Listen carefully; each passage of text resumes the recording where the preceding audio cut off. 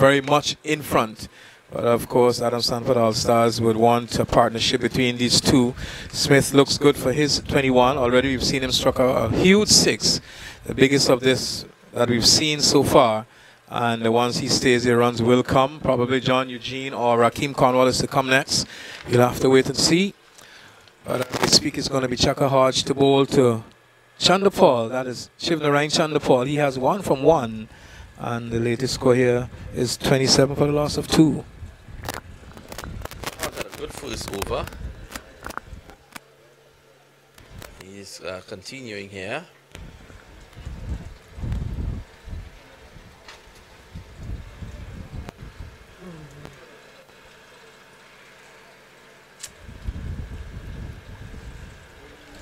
So he'll be bowling to a solitary slip, a short third man, a backward point, extra cover. And there's a man on a long off-hand mid-wicket boundary. Here is he to Shivnarine Chandapal, who's defending. Back to the bowler who does his own beat. So Chandapal is looking to impress. There's some movement behind the bowler's arm. So he's asking that they move away.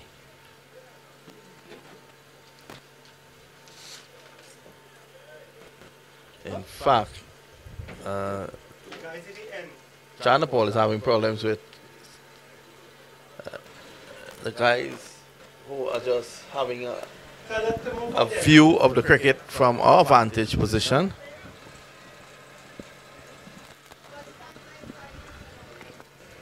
So they need to come into the booth. That's our commentary booth you're seeing there.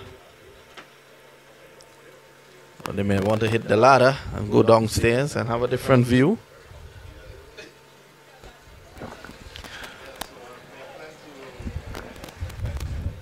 Hodge is going to continue.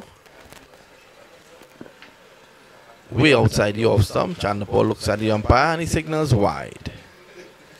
Total advances by 1 to 28 for the loss of 2. So Angolan's off to a real good start in terms of the wickets that they've gotten so far. They've had Bilal bowled middle stump by Chaka Hodge, and then Qureshi, he was bowled off stump by Kelbert Walters. Both batsmen departing for no score. And there has been Dwayne Smith. So far he has scored 21 out of the 28 runs that Adam Stanford All-Stars has scored so far. And Chandapal plays this away quietly on the offside again. So he's normally going to take a few balls to get going. Not really in the T20 mold. This delivery is played away through covers. Runs here for Shiv Chandapal. He gets 1. He goes back for 2. And that's all they'll take. 30 for 2. In fact, it's 28. Yeah, it's 30 for 2. Nice flowing off drive. Just look to place it. And once he found the gap between next cover and the cover point, he would always run away for 2. Hodge comes in, moves to Chandapal again. He is struck on the pad and he's given out leg before. So Chaka Hodge strikes. Shiv Chandapal struck between middle and leg on the back foot. And he has been sent. So Chandapal leaves 30 for 3. Very good ball from Chaka Hodge. The umpire took some time before he raised that finger. And in the end, he did exactly show the batsman the finger that they don't like to see. And he'll have to make that long, lonely journey back to the players' pavilion.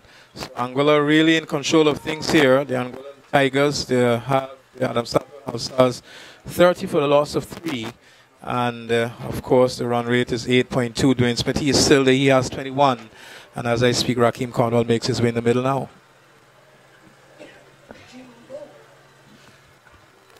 So Cornwall, he's going to go in to do battle with Chaka Hodge. I think he's gotten, what, 55 wickets in the West Indies first class tournament this year. So would have been the most, would have gotten the most wickets. Still continues to knock on the West Indies door.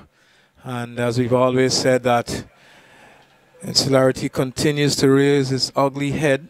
Because in my view, he should have played West Indies cricket already, at least in the T20, in the 50-over format. But he'll have to continue getting in those performances that he has been showing so far. And in the end, hope that he will get that opportunity. But he's here in the middle now for the Adam Stanford All-Stars, and he's going to do battle with Chaka Hodge. So as he settles in the middle, we'll survey the field. So there's a short, fine leg, a man right back on the mid-wicket boundary. There's also a fielder right back on the mid-on boundary. And everyone else is in a run-saving position. So there's a solitary slip, a backward point. There's also a cover, mid-off and a very short mid-wicket. And the Chaka Hodge, his attitude so far is showing that I'm here to play cricket, I'm not playing names. And so far he has done fairly well. He's taken 2 for 3 from 1.4 overs. So Cornwall goes into his stance, looks up and sees that Chaka Hodge is very much on his way to bowl to him now. And Chaka Hodge is whipped off the pad in the onside. With this one into the boundary, we'll have to wait and see. In fact, it crosses the rope now, as I think it's Monson Hodge who sped across to his right, and Cornwall off the mark in fine style. The very first delivery that he's faced, whipped off the pad out towards the square leg boundary for 4, and the total advances by 4 now to 34 for the loss of 3. Smith has 21, and with him Cornwall has 4. So the end of the over has come. So we've seen some 4 overs already been bowled, and the Angolan Tigers have restricted the All-Stars to 34 for 3, and they would need that to continue. Kelbert Walters is going to bowl his 3rd over, or will they initiate another change? We'll have to wait and see. In fact, it looks as though Yannick Leonard is going to pick up the attack from the Players Pavilion end in this Cricket for Life T20 tournament that has been played here. So in fact, the over is not completed. We have at least one more delivery to go. So 2 for 7 from 1.5 overs. And we'll have to bowl to Cornwall once more, who goes into his stance just about now. Terry Adams, a solitary slip. They go down. Burton, the wicketkeeper, right behind up the stumps. And here is Hodge from the commentary box and to bowl to Cornwall. Cornwall is driving over the top of extra cover. It's going to go down to the boundary for 4 runs. So that's a very fine shot from a very big man. And he continues to show us what he's really capable of. A lot of people would associate him to be a slugger, but he's by no means a slugger. I've said that from the very first time I saw him here in St. Martin. He really plays some very good cricketing shots, and it's really sad that he is this big, because that is the only thing I see that can be used against him from really representing the West Indies. But you'll have to continue to put in the performances, and Kelvin Walters is going to continue the attack from the far end. So far he has bowled 2 overs for 23 runs. He's taken 1 wicket as he comes in now to bowl to Dwayne Smith, and Smith is across the off stump and hits it down towards the mid-on region, and Hamilton down on the boundary very quickly across to his left prevents the second, and the total advances by 1 now to, is it 40 for the loss of 3, and Smith has gone to 22. Well, the same 39 for the loss of 3. So Kelvin Walters, can he pick up another wicket here, would justify his captain giving him this over, because so far he has gone for what, 24 runs in 2 overs.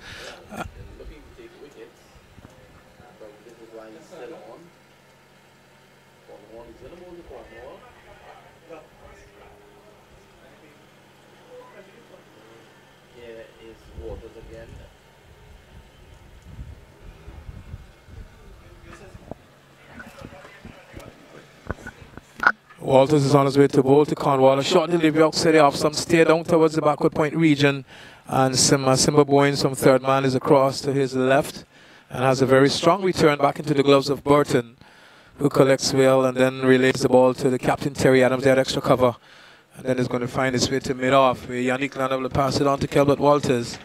And of course Dwayne Smith comes down to half strike. He has 22. Total 40 for the loss of 3. Can they get up to 1? And Dwayne Smith states that is very much possible.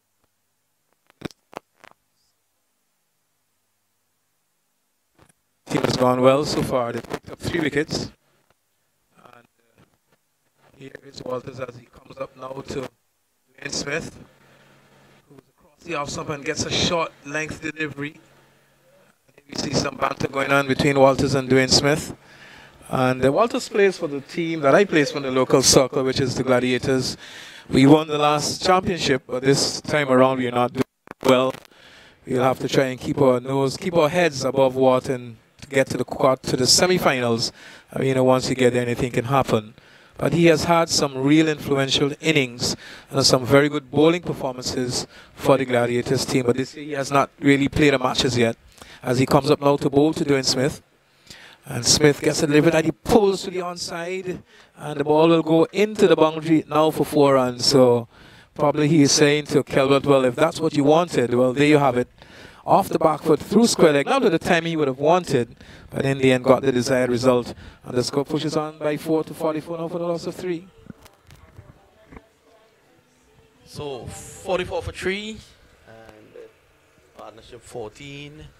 Akeem Cornwall is on 9, Smith is on 26, and at the moment, All Stars having lost 3 early wickets. Bilal Qureshi, Zishan Qureshi, and Shiv Chandapal, they're trying to rebound. Walters. To Smith, down the leg side, through the wicketkeeper again. This is running away to the boundary for 4. 4 wide, so 5 will be added to the total. Of course, the woes for Burton continues. We've seen that happen at least 3 times in the innings so far. So 3 times 4 would give you 12, and the score is only 49. And of course, they all have been off the bowling of Kelbert Walters, who, in my view, got his radar fairly wrong. But I thought the keeper should have done a lot better with that. In the end, the ball is gone and threw him and down to the final boundary for 4. So 49 now for loss of 3. Here is Walters to bowl to Dwayne Smith, who is playing at a little bit outside the leg. So could be a chance of a run out. In fact, the keeper misses the stumps. And Cornwall, realizing the keeper was onto the ball much quicker than Dwayne Smith would have thought. And he held up a restraining arm, but Dwayne Smith just could not have got back. And had that ball hit the stumps, would have been wicket number 4, would have been curtains for Dwayne Smith. But he is still there. So it's a no ball. So no ball, we're going to see a free hit now. And Smith is on strike, so he would be looking to put this away. 50 on the board. Smith 26 off 14. He's enjoying himself. They're going at over 10 runs and over so far. Walters into bowl to Smith, and slow ball attempted outside the line of the off stump. The umpire calls wide once more. Kelbert Walters is very upset with the decision, but in my view, I think it is wide. Well, so, and the free hit is still on. So the free hit is still on. And Dwayne Smith is asking Kelbert Walters, well, what's the matter with you? You'll have to come back and bowl that delivery again.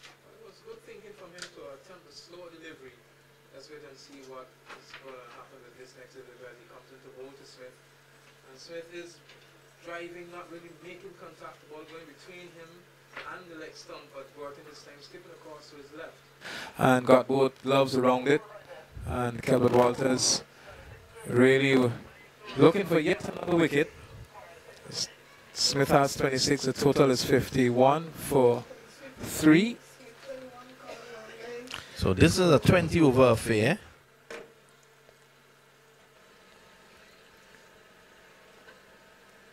Here's Walters as he comes into bowl to Smith, who has 26. And Smith is bowled. Bowled with a stump. Kelbert Walters is celebrating. And Smith is on his way back to the players' pavilion. Been bowled by Kelbert Walters for 26. The total now 51 for the loss of 4. So the Angolan Tigers are very much in control here. And as I speak, Cornwall now makes his way back to the players' pavilion. And probably the next batsman will just might be John Eugene. But it's a good wicket to get. Dwayne Smith gone for 26 from 16. Total now is 51 for 4. So Smith is on the way. He was bowled. His head was in the air. He was looking to drive down the ground. And Walter celebrates. Well, this is why the skipper kept him on. He has conceded 36 runs. And he's taking his second wicket. And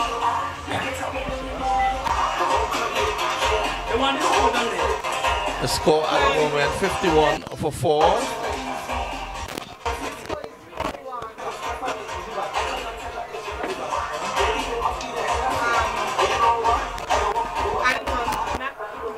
So Anton Nakvi from Australia is the new batsman.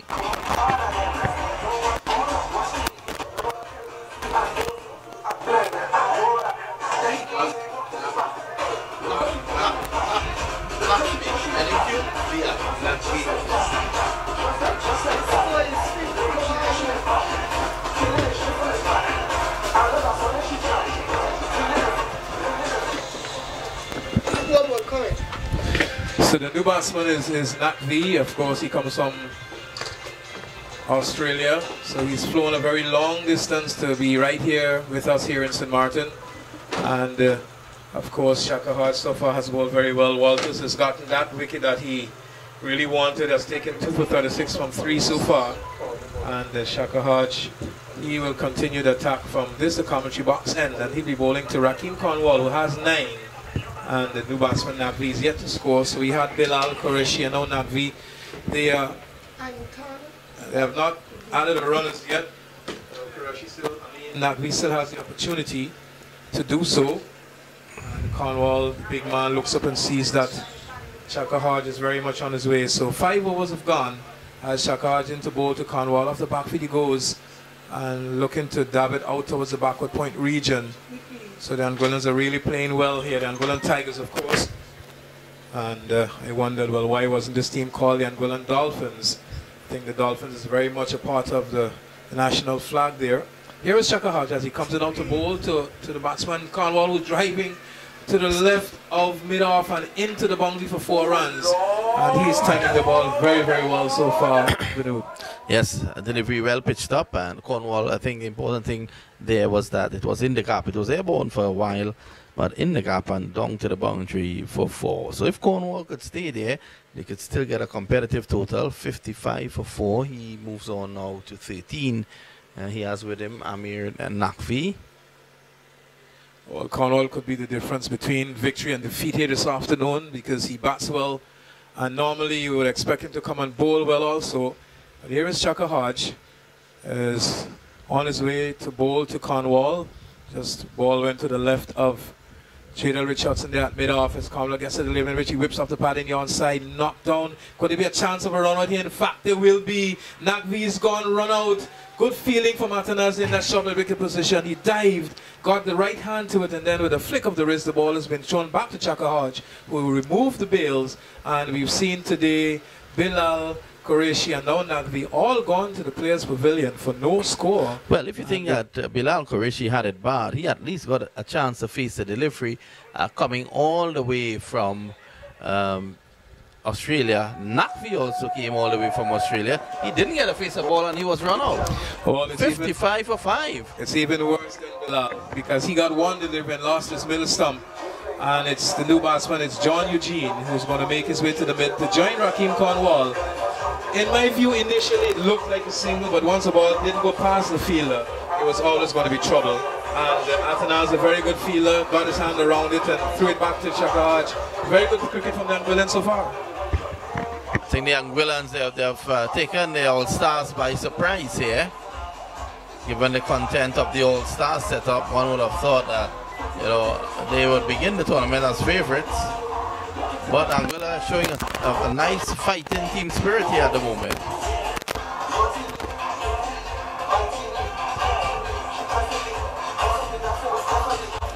Of course, the music in the background is from the outside. There's no control we have over that.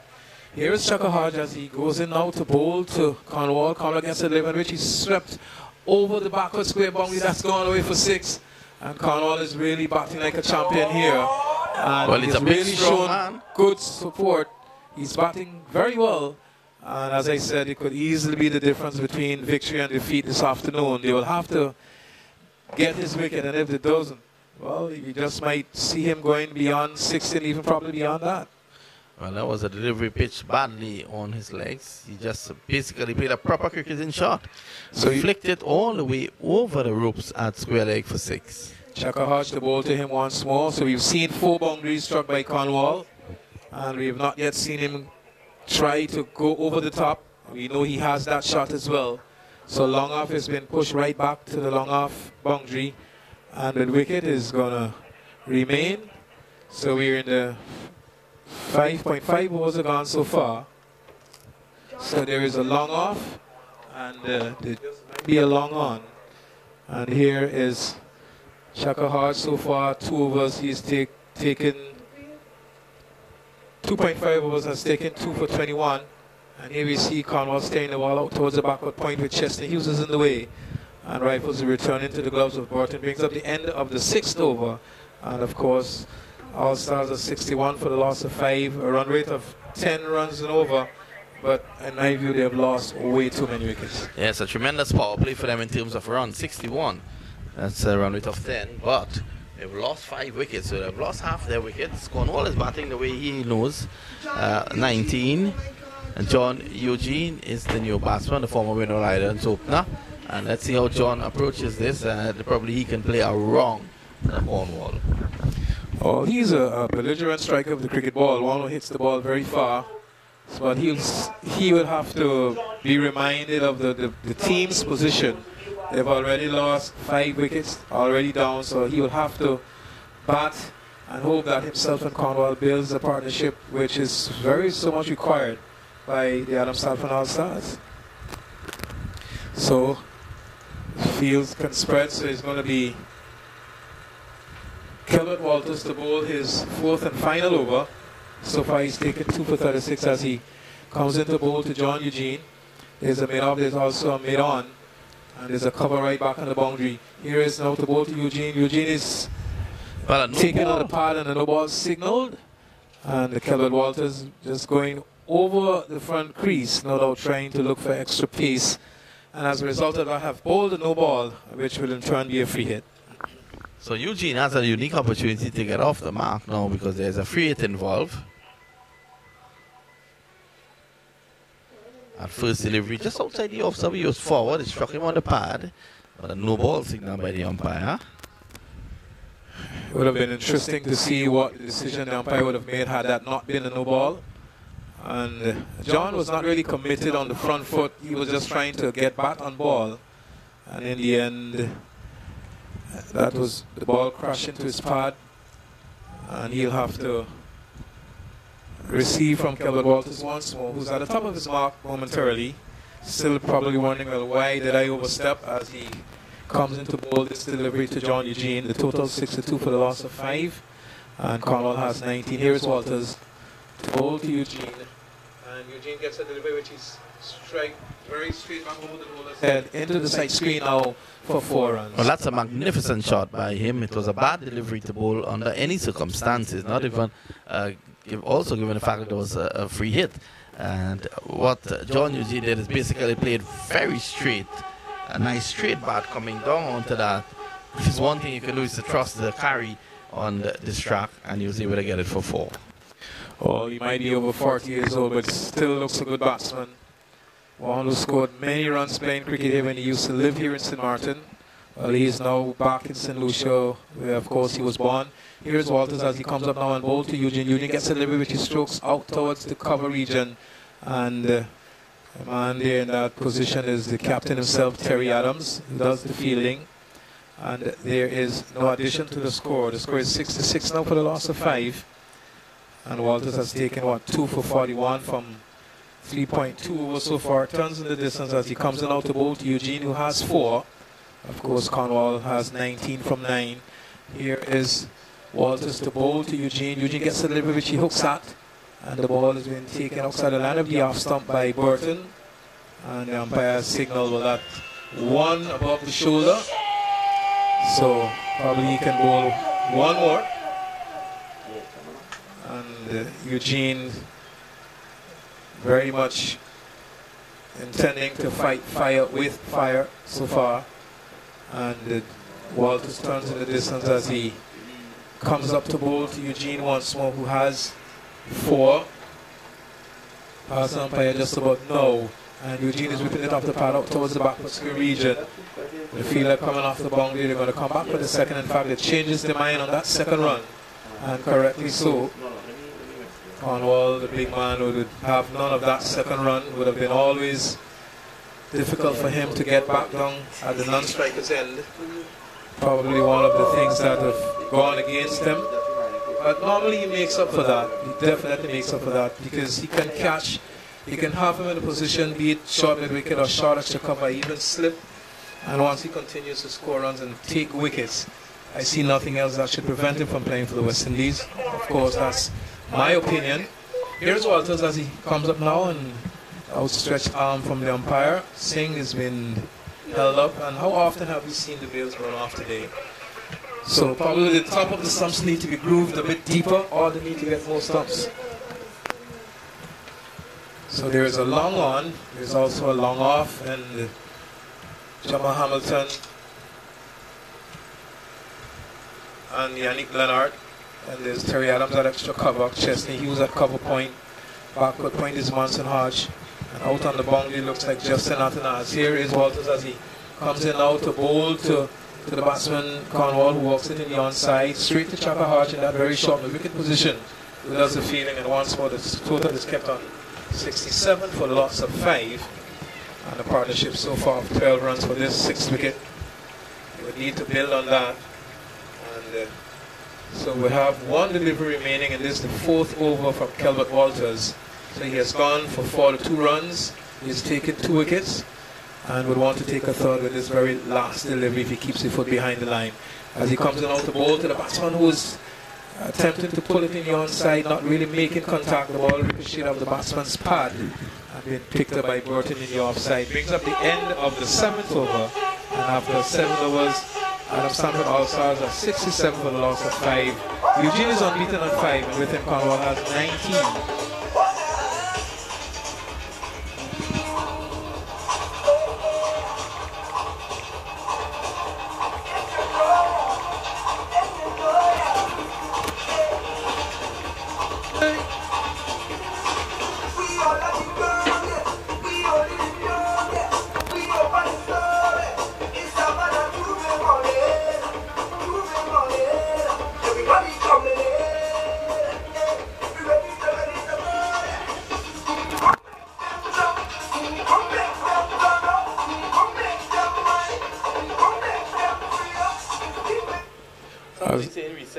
As the music subsides, of course, the battle continues in the middle. Chaka Hodge is going to bowl to John Eugene, who over the years have been very severe on spin bowlers.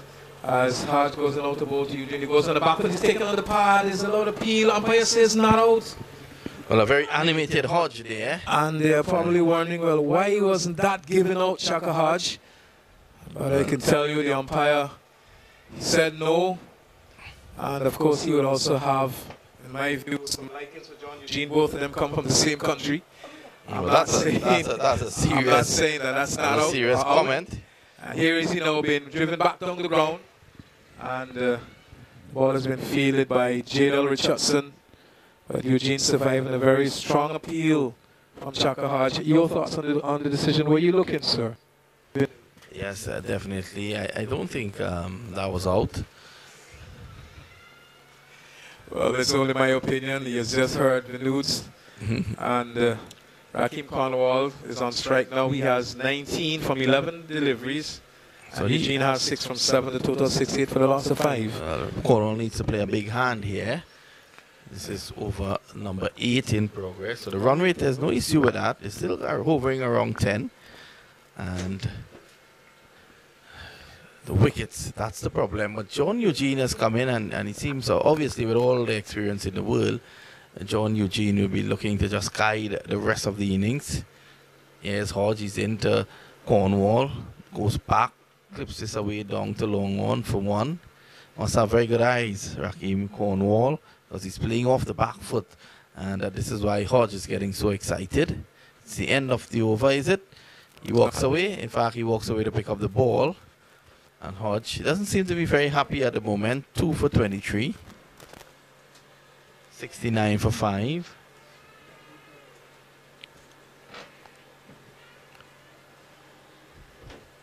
This is a delivery that's well tossed up. Played back along the track. No run.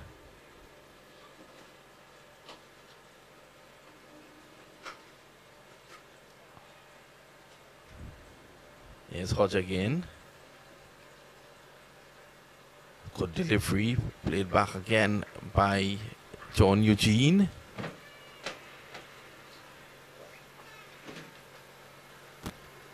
John Eugene, you'll call him a veteran.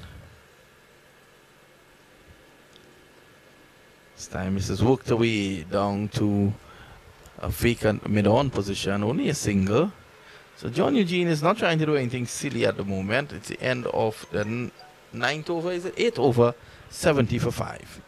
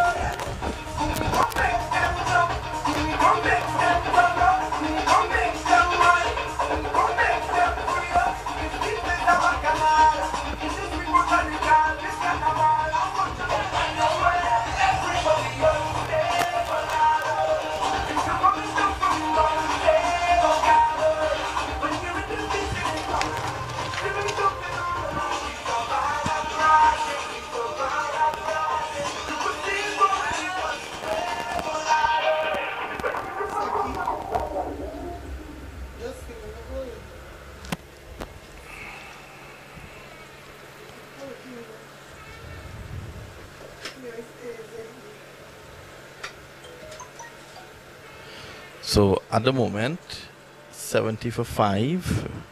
We're back live. Change of bowling at the northern end. Athenes is going to come into bowl.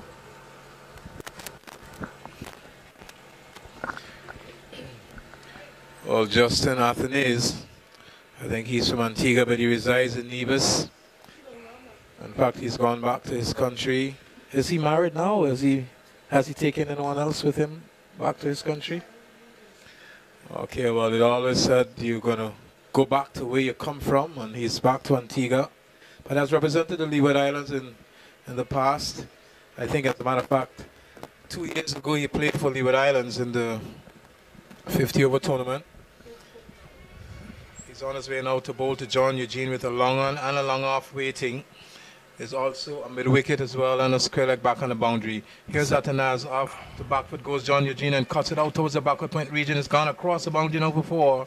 Monson Hodge gives up the chase, and Eugene has gone to 11 with that boundary. Cornwall, of course, has 20 from 12, and the score has pushed on to 70 for the loss of 5. Delivery short and wide outside the off stump, and John Eugene with a nice high back lift, cutting that away for 4. Again, he places just 4 off point for 1. John Eugene, no stranger to this ground.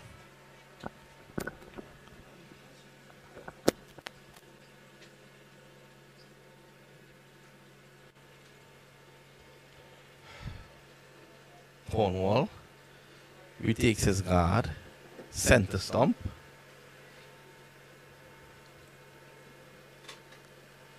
So the Stanford All-Stars will rock back early on at 55 for 5.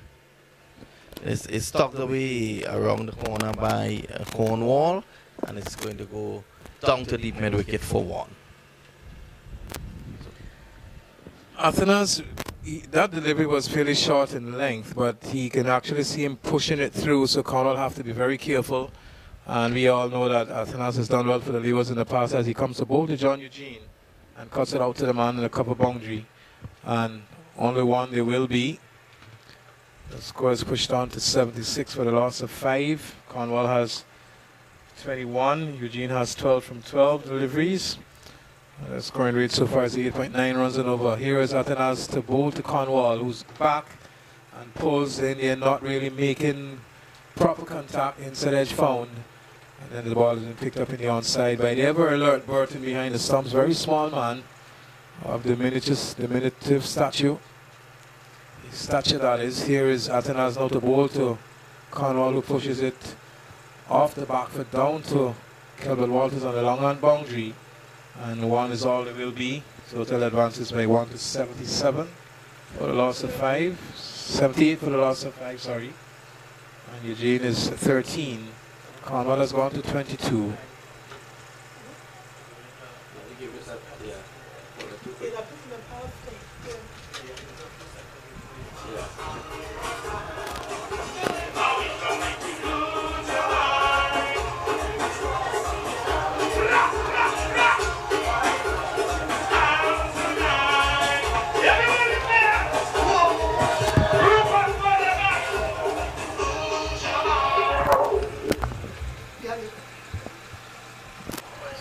So as the music goes down, the play of course continues. It looks as though Yannick Leonard is going to pick up the bowling from this the commentary box end. So he'll be bowling left arm, probably between the umpire and the stumps around the wicket, to the big burly Raheem Cornwall, who has 22.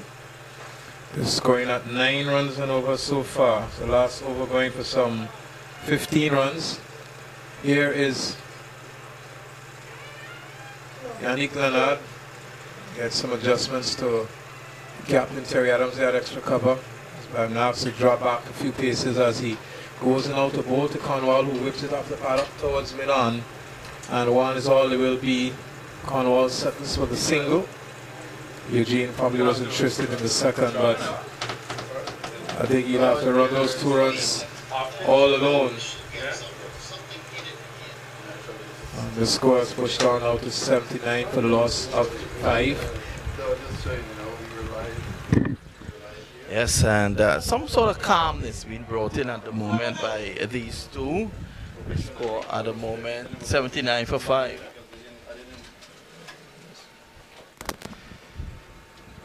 Here see the delivery been signaled wide by umpire Morvan. So Yannick Leonard not really getting his direction right. There is a man right back on the back of square boundary for the sweep shot, unless Eugene can get it a lot finer than that. And here's you see another wide delivery signal once more. So 2 wides, and Yannick Leonard so far has bowled. So far, just 1 legal delivery. He's on his way now to bowl to Eugene once more. And Eugene is on the front for defending. And there's no addition to the score. The total is kept on 81 for the loss of 5. And the crowd, in my view, has grown considerably since 10 a.m. Since about 10:30 this morning. Here is Yannick Leonard as he goes out to bowl to Eugene, who goes back and crashes it to the offside. And Hamilton comes across, got a hand to it. And then, of course, Terry Adams, he tied it up. But not before the batsman crossed for a single, which takes the score out to 82 for the loss of 5. Eugene has gone by 1 out to 14. And Cornwall has 23 from 16 deliveries come down to face Yannick Leonard. So here's Leonard as he goes into bowl to Cornwall. A short delivery and he's pulling it somewhere. In fact, the ball is in the keeper's glove. I really thought that he would have made contact with that, but in the end he missed. And the score is kept on 82 for 5. So Leonard so far just 4 deliveries for 4 runs as he goes into bowl to Cornwall. The ball a flatter, faster delivery. Cornwall stood tall in the back foot and whipped it out towards mid-on. And 1 run there will be, which takes the score now to 83. So this is proper batting here by Cornwall and Antoine. Both batsmen, realizing the danger of the team being bowled out, have decided, well, we're going to at least bat this thing sensibly, at least till about, I would say, probably 12 overs, and after that make a launch in the end.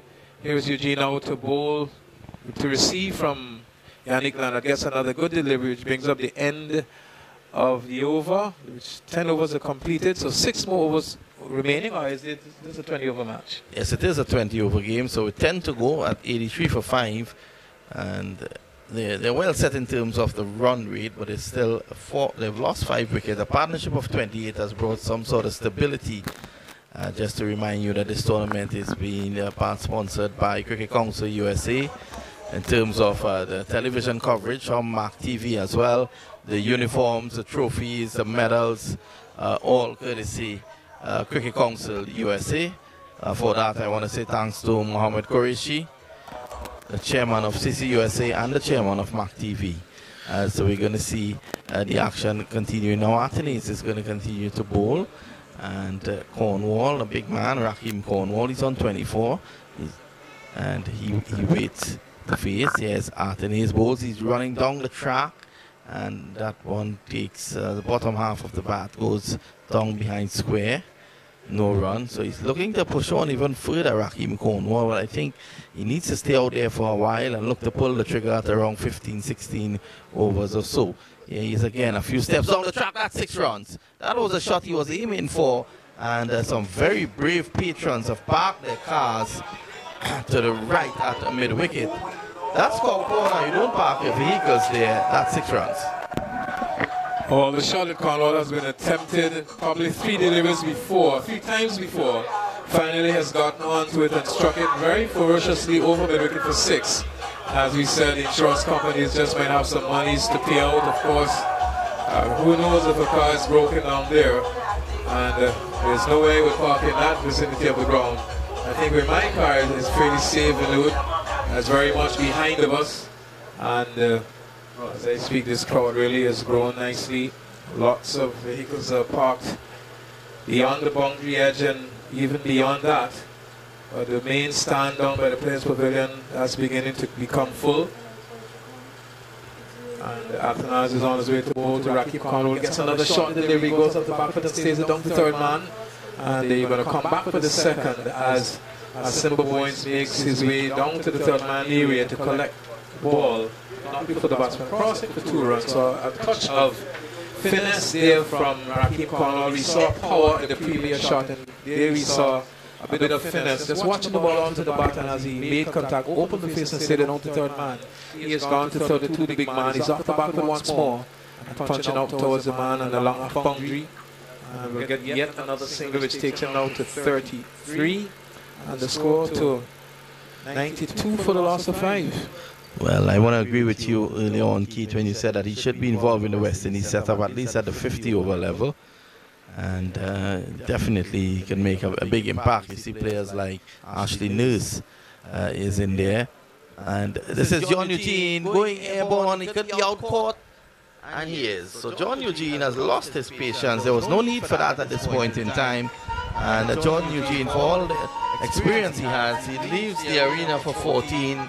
And another wicket falls, 92 for 5. Oh, it was Chaka Hodge, the man out on the mid-wicket boundary, who settled and took the ball above his head and to see the end of John Eugene. So another wicket has fallen for Adam Stanford All-Stars as he makes his way to the Players Pavilion. Suleiman then makes his way in the middle to join Raheem Cornwall, who has 32 from 22 deliveries.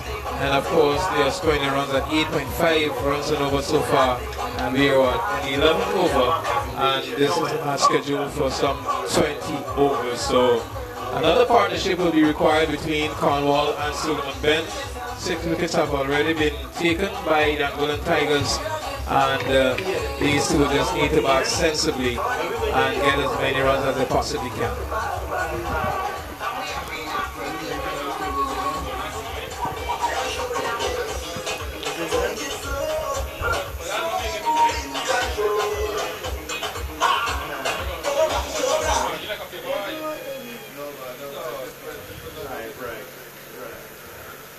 So 92 for 6. Athens is now going to bowl to Cornwall. As he continues, the new man is Suleiman Ben.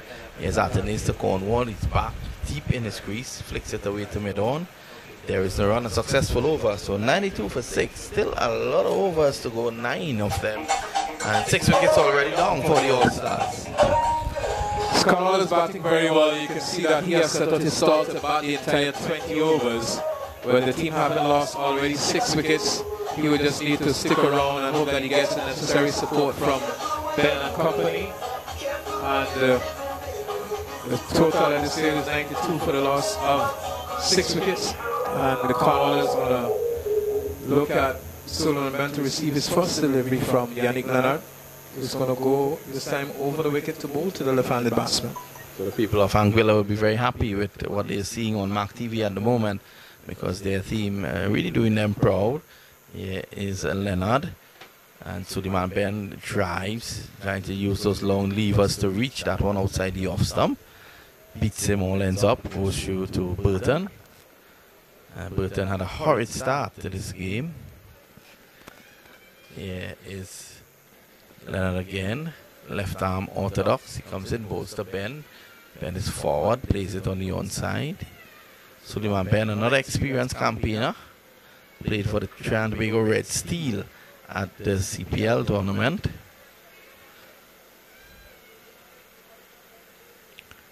This time he's pushing this on just on the offside, so it's evident that this track is giving some turn at the moment. Ben would enjoy that as well. Raheem Cornwall, when they go out the ball outside the off stump, and Ben looking to drive, he's not right across. And Cornwall calls him down the track to have a word with him. I think kudos must be given to the Angolan Tigers for how they've played so far, with no cricket being played in Angola, of course, with the ground being very much destroyed by the passage of Hurricane Irma. And they have really come here and really played from, I would say, more memory than anything else. And here we see Ben driving the ball out towards the long half boundary. So can they continue to play as well as they have so far and restrict this team to, let's say, a smallish total of 130 or thereabout? I think they have the batting to get those runs. With Adam Sanford not in the final 11, I think most of the bowling will be probably done by Raheem Cornwall. and probably John Eugene. Sanford is actually in the team. He's in the 11 and he will be opening the bowling. His delivery is punched away down to a long on for a single to Cornwall. He moves on now to 34. And the score at the moment, 94 for 6. So some 12 overs gone. Another 8 remaining in this innings so far. And so far the Angolan Tigers have really continued to take wickets at regular intervals. So it has been a possession of batsmen to and from the players to pavilion. We've seen 3 batsmen gone today without scoring. Dwayne Smith, in my view, probably was a victim of his own indiscretion. Should have really stuck around and bat a bit longer for the cause of the team. In the end, he lost his stumps to Kelvin Walters. And Raheem Cornwall so far has batted very sensibly. So far, he has scored 34 runs from 24 balls. And in the last 3 or 4, he really can make up. But he'll have to bat to the very end. I think that's the idea. That is what he wants to do. Stay there until the end. And he is going to continue to face now. He is facing Artenis. And this time he pulls him over mid-wicket. 1 bounce into the boundary for 4. Oh, we see another ferocious shot being played by Cornwall. Not really getting the placement in which he would have wanted. I thought he was intended to go over the boundary, but not getting the ball of the middle of the bat. But however, he has got the boundary, which takes him now to 38 from 25 balls, and the score to 98 for the loss of 6. And there's still another 8 overs because remaining in this inning. So if he can bat the remaining of the 8 overs, Adam Sanford All-Stars can have themselves a decent score to defend later this afternoon, or they'll have a chance to defend later this afternoon. Here is Athanas as he comes up now to bowl to Raheem Cornwall off the back foot, and there's a appeal for a catch of the wicket. In fact, it's not out, says the umpire Singh. And the score is kept on 98 for a loss of 6. There were victories this morning for General Spartans, General Auto Repair Spartans. And I think they've won the match by 5 wickets with an over to spare. 147. So here is Cornwall. He hits this very hard and high over the boundary now for 6 runs. And he definitely is the star between these 2 teams. He is the difference between victory and defeat. And many times he have done exactly the same for the Leewards team. And one from the under-15 tournament for the Leewards really struck the ball very well and has not lost that ability. Here is Athanas as he comes up to bowl to Cornwall. Cornwall goes on the back foot and pulling up towards mid-on, finds Chesney Hughes in the way, and there can't be no run. The total is kept on 104 for the loss of 6, and they would want to keep the noses in front. Adam Sanford All-Stars, and 6 wickets already down. Athanas would want to dismiss Cornwall at the very next delivery. Here he is pushing up towards the long on area. Here Walters comes off the boundary, does the fielding before the batsman crosses for a single, which takes his tally now to 45 and the score to 105 for loss of 6. Well, at the moment, Ben is there with him, and Ben has the experience. He understands the situation. He's on 45, Cornwall. Ben is on 1.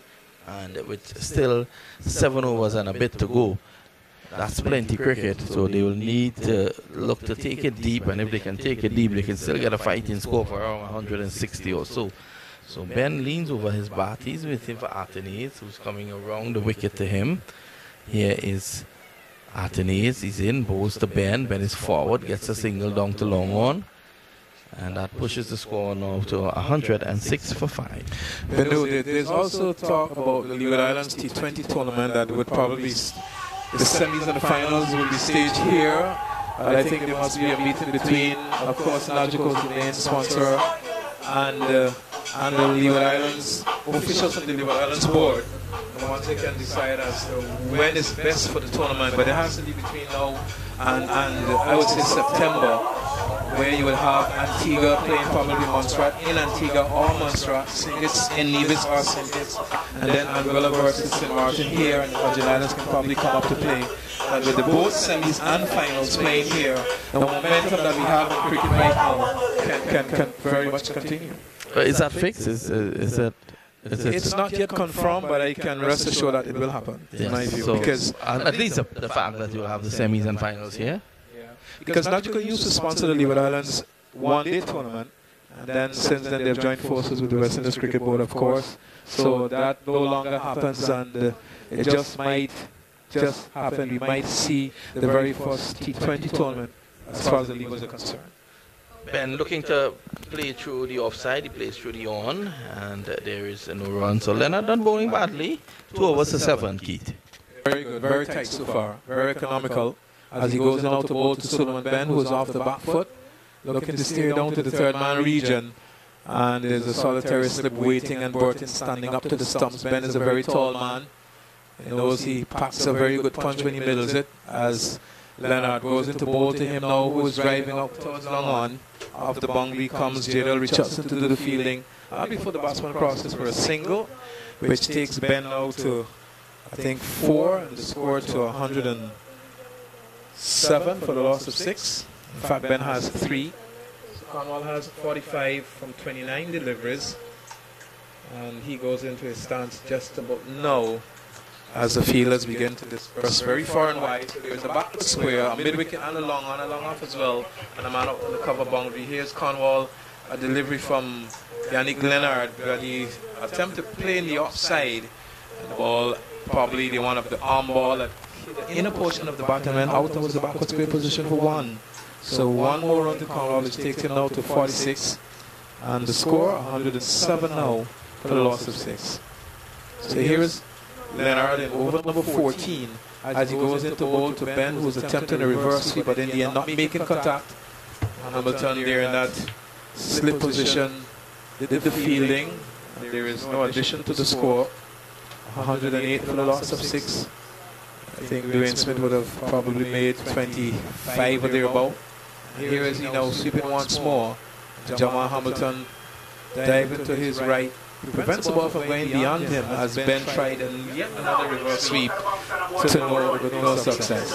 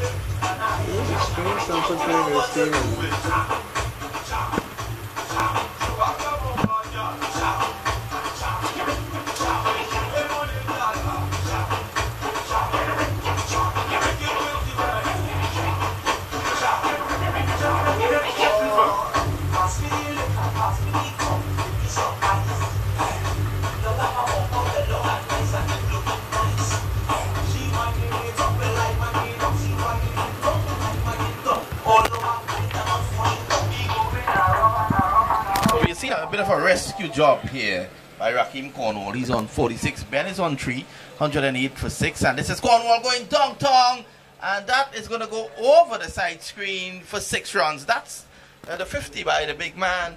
And Cornwall getting a half century of 31 deliveries.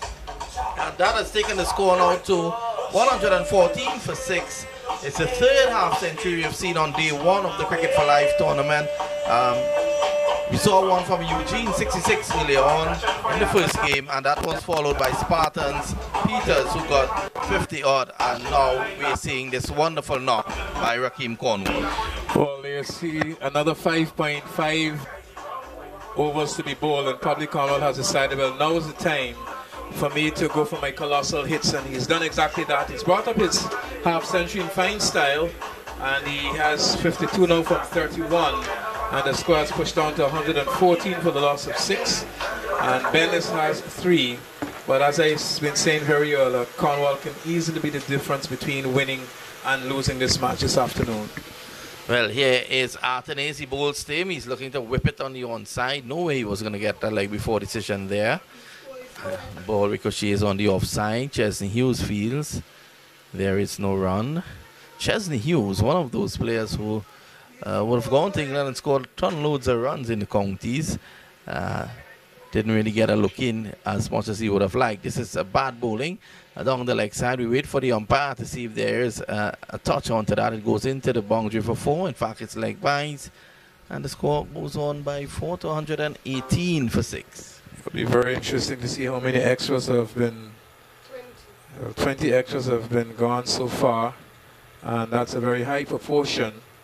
If you were to look at the score of 118. Your good friend Burton is not having a good day behind the stumps. A good day at all behind the stumps. He plays for your club, Keith? No, he plays for a club that I used to play for, Nagico. Okay. This time he's back deep into the crease, whips it away down to long on for 1.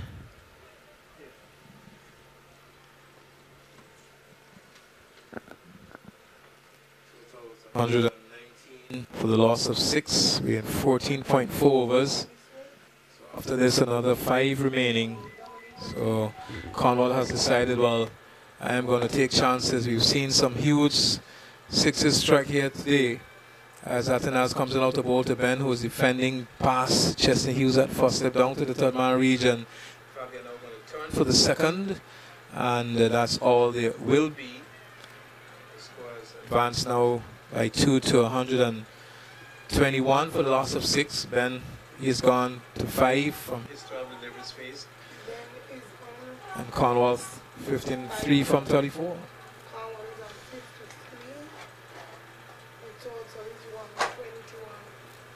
Well, here we see Ben Bowl looking to play the ball in the onside. He's been losing his stumps, and Cornwall stands at the non-strike. Is in problem. Well, what was that? But Ben, he has departed, and the 7th wicket has fallen with a score on 121. Well, Ben did a job. He faced 13 deliveries. He stayed there with Cornwall, and you know, I would like to know the partnership, the last wicket partnership, and our squads will probably bring up that for us pretty quickly. 121 for 7. I know Keith is a soca man, and the DJ is blaring very loudly into our ears here at the moment. 21 run partnership in the 29 in the context of this game, that was significant. Yeah, very important as well. Well, just a bit about the music. Of course, I love my soca, but I basically enjoy my calypso a lot more. I've sung calypso for many years. I've won the calypso around about 10 times. So here in St. Martin? I won around 2 times here in St. Martin and 9 times in Angola. So wow. I usually does my calypso. I had no idea that I was with a soca star. So we're looking at some calypso cricket as far as I am concerned. Right, very good, Keith. Wonderful indeed. Well, wonderful, wonderful. Keith is having his all here at the moment. Probably before the end of the weekend, I will have him sing one of his best hits.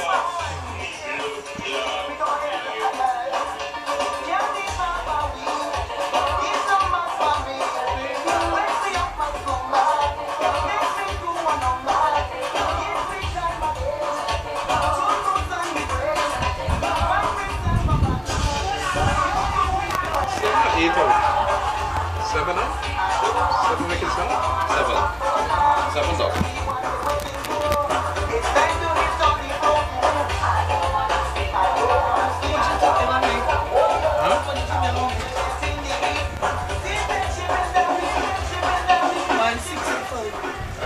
That's tough. Because I'm going to make more than that.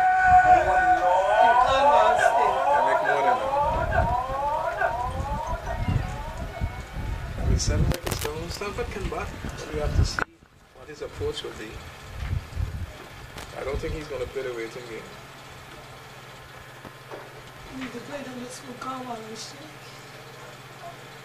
It's fighting, some people don't use their head. So we're there now. Well, there will be a bowling change from this, the commentary box end. Simba Boyne is going to replace Yannick Leonard, and he'll be bowling to Raheem Cornwall, who has posted a very well played half century so far, 53 from 34 deliveries. And well, the man of the moment, Keith, is out there, Adam Sanford. It's because of him we're here today with this tournament. Looks, when he came to the airport to pick up the crew, it was easy to recognize him. The biggest man came to us, but he's looking not so big right now with Cornwall out there. Very much, very well said. Because we are looking down on top of the players, but Cornwall is by no means a small man. He is a very big man, and a very powerful one at that. Yes, and you know, you look at him, he has a big frame. And he has shown his power so many times in this inning so far. Yeah, he is now. He's in bowls, and his delivery is pushed away, tugged away down to long on for one. So Bowen, his first delivery. So Adam Sanford is going to have. It takes a leg stump guard from what I can see here. Let's see how accomplished he is. How has been Sanford's form in domestic cricket? Well, he has had some very good innings. I remember one inning he got 60-yard bat in the number 3 position for the Masters. Strikes the ball ferociously hard, hits it a very long way out of the boundary, but you have to wait and see what he can achieve now. He taps at the crease, and this time he is back, dangerously playing back. Gets a single, or is it a leg by? It's a leg by, just forward of square for one. So Sanford is on the way. It's 123 for 7. And the Sanford gets a single, gets Cornwall back on strike very quickly. He has 54 from 35 deliveries, 123 for the loss of 7. We're in over number 16. This one's scheduled for some 20 overs as Bowen goes into bowl to Cornwall once more. This one is whipped away nonchalantly down to the boundary for 4 behind square. Over pitch delivery. And Raheem Cornwall just getting slightly inside his wicket and clipping it down to the coconut tree behind square.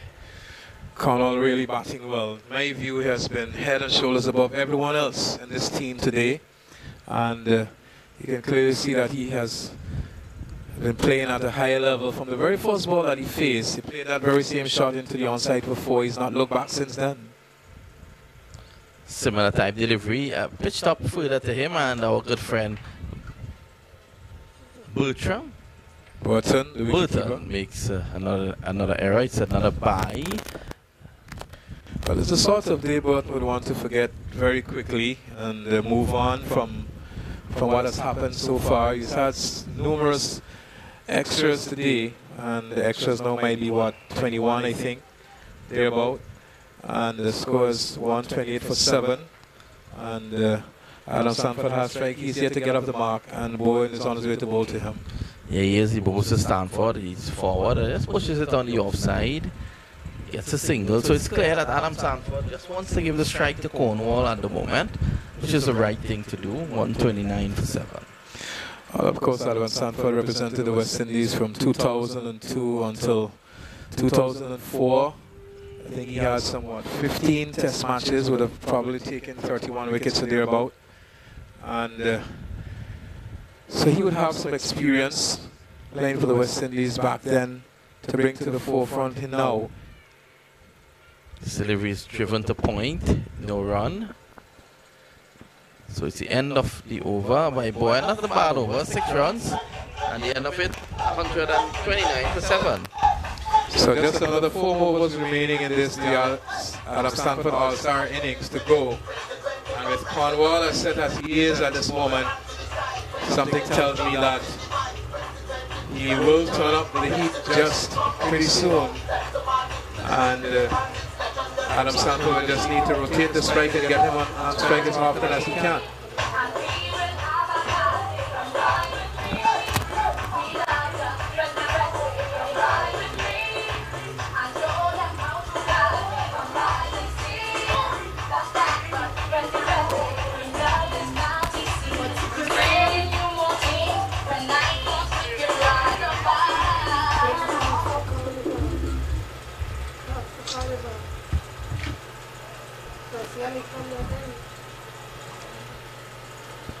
So Yannick Leonard will pick up the bowling from far end, and he'll be bowling to Adam Sanford. Probably he would have bowled, what, 3 overs prior to this. And so far, he has taken none from 9 from 3 overs. So he has been the star of all the bowling performances we've seen today. Not yet pick up a wicket, but well, at least this innings, not today really, Keith. I thought that Peters was brilliant this morning. Sanford looks to pull this and he's out like before. Well, there you go. Finally, the wicket has come to Yannick Leonard, and he has persevered, and in the end, success has come. So Stanford gone, LBW to Leonard, trying to hike him somewhere over the wicket region, and then the umpire said, well, that is in front of the stumps, and you'll have to go, and showed him the finger that batsmen don't usually like to see. 129 over the loss of 8. So Adam Sanford leaves the arena, out like before, got 1.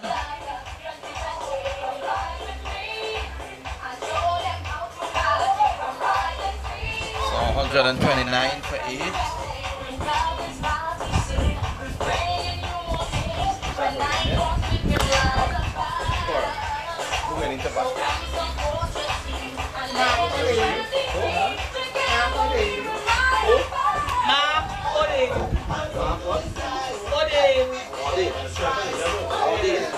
Mark Odin. Adin. What is O-A? Odin. Mark Adin. So Mark Odin is the man going in now. 129 feet. What do you think should be the approach of Cornwall here now, Keith? I think he should try to get as many runs as he can. Just cannot stay there and hope that the non-striking batsman or the striking batsman in this occasion now would give him that necessary support. He would have to really get on strike and try to get as many boundaries as he possibly can. Leonard bowls. Odin pushes it on the offside. There is no run. Mark Odin, of course, he's originally from St. Vincent. And well, I believe that Mark does love cricket more than I do because he eats, sleeps, and drinks cricket. Yeah, he's driving this one through mid-off, down to the long off position for 1. So it's 130. So he's off the mark with 1. The total is pushed on to 130 now for the loss of 8. So Ardane has 1. And Cornwall has 58, comes into strike. Yannick Leonard has bowled very, very well. And here he is looking the ball back to the bowler who got a hand to it and it's going to go down to the boundary, but he saw a very good feeling on the long on area by Kelwood Walters. It kept it down to a single and brings Ardane on strike once more, who has 1. 138 now for the loss of 8. The scoring rate has dropped to 7.9 runs and over. Here is the batsman out, being swept out towards the backward square position as Ardane has swept the ball into the boundary for 4. And on his Facebook page, he always has something up about cricket. He really practices, and in my view, I don't think that anyone loves the game as much as he does. The important thing, though, is on his page. Yes, the important thing, though, is that does cricket love him as much? Well, he's been talking a lot. He says he scores hundreds. We'll have to wait and see whether or not he can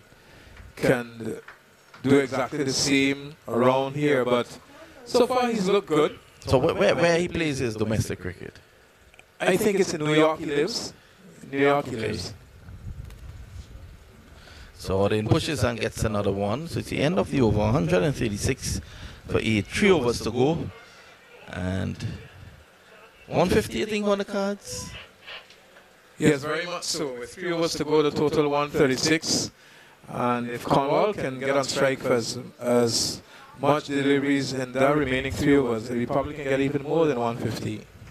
But Ardane is a serious advocate for Cornwall's selection onto the West Indies team. So here he is with the opportunity batting in the middle with him. And on his page, he usually posts performances in the regional 4-day championships.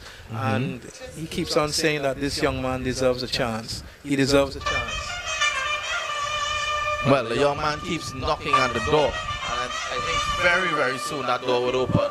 because he really deserves to be on that team. When you look around and see the guys on, at least on the 50 over team, and you look around and see the other guys that are on, you ask yourself, how come this man is not there? And well, Chesney Hughes is gonna bowl over number 18 from this commentary box end as he goes into bowl to Ardain. Ardain is sweeping out towards Jamal Hamilton, who gets in very quickly and dares the batsman to come through for the single. so you're saying, 150, we could get more. Charlene is saying 160. Let's see how much we get up to. Odin drives nicely through the onside, down behind square for 1. I am going to say let's set with 158. 158, let's see. So Cornwall is on strike once more. 10-time reigning Calypso champion. Carty is saying 158. Charlene, who wanted to become a Calypso champion, she's saying 160. And Roddy Lalman, the Chutney champion, is saying 175. You see how it'll go? It's delivery down the leg side. It goes through to the wicketkeeper.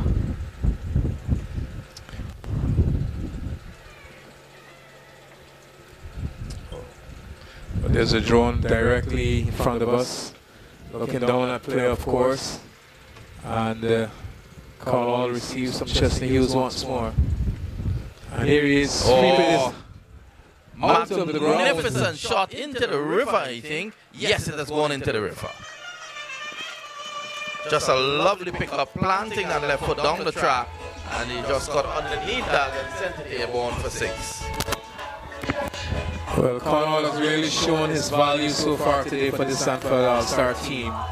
And it really has shown that once you can bat and you can analyze the game, that's very important, and he has done exactly that. And I think he's scored 65 runs so far, and the total has pushed on to 143 with a loss of 8 wickets. And they got it pretty early for this All-Star team because there was a procession of batsmen to and from the Players' Pavilion, but he has definitely dropped anchored and steadied the ship as far as the All-Stars are concerned. 'em.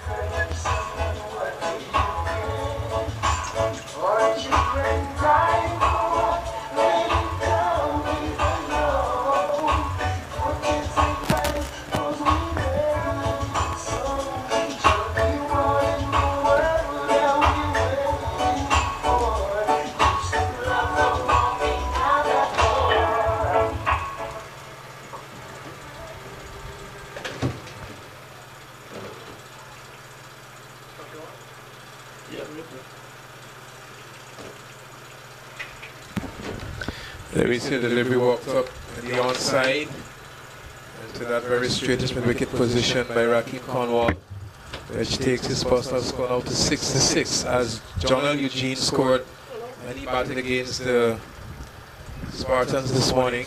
But here is Chesney Hughes as he goes out to bowl to Ardain. Ardain swings this over the boundary and into the yard for 6 runs. So a bad delivery really, and Ardain making no mistake and hitting it over backward square and into the yard for another 6 runs. We take the score now to 144 for the loss of 8. 150 now for the loss of 8.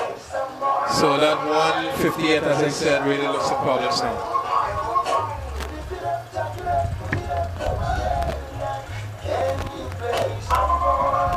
68 on studies.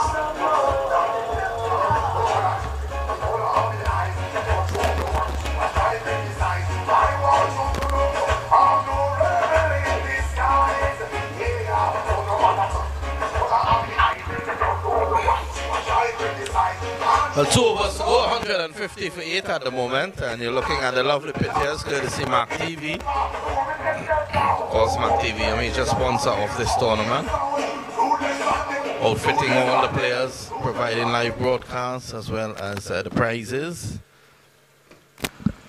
As we see Raheem Cornwall waiting on the Bowen. Bowen none for 6 in his first over. He bowls to Cornwall, and this one peels off the inner half of the bat, trickles down to square leg. It's the second time I've seen Bowen do that to Cornwall. Well, he's looking to bowl a very full length, and Cornwall looking to clear the boundary, the inner portion of the bat found, and Bowen will have to be very careful, because if he misses that length, the ball is going to go a long way for 6 runs. Cornwall is a very strong and powerful man. He has 66 from 43 balls. Looks up and sees that Bowen is very much with him. And he is driving. Oh, this has gone a long way over long on. And over the players' pavilion. That's 6 more runs to Raheem Cornwall.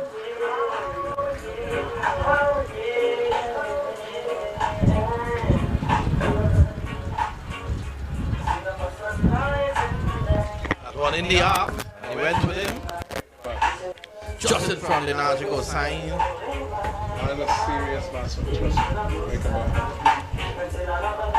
Raheem Cornwall definitely should be on the West Indies team, because I always say the selectors, the only thing they have against him is they can speak of his size, his fitness. The last time I checked, cricket was not a beauty pageant. Cornwall delivers, and delivers way above some of the guys they have been trying and who have been failing.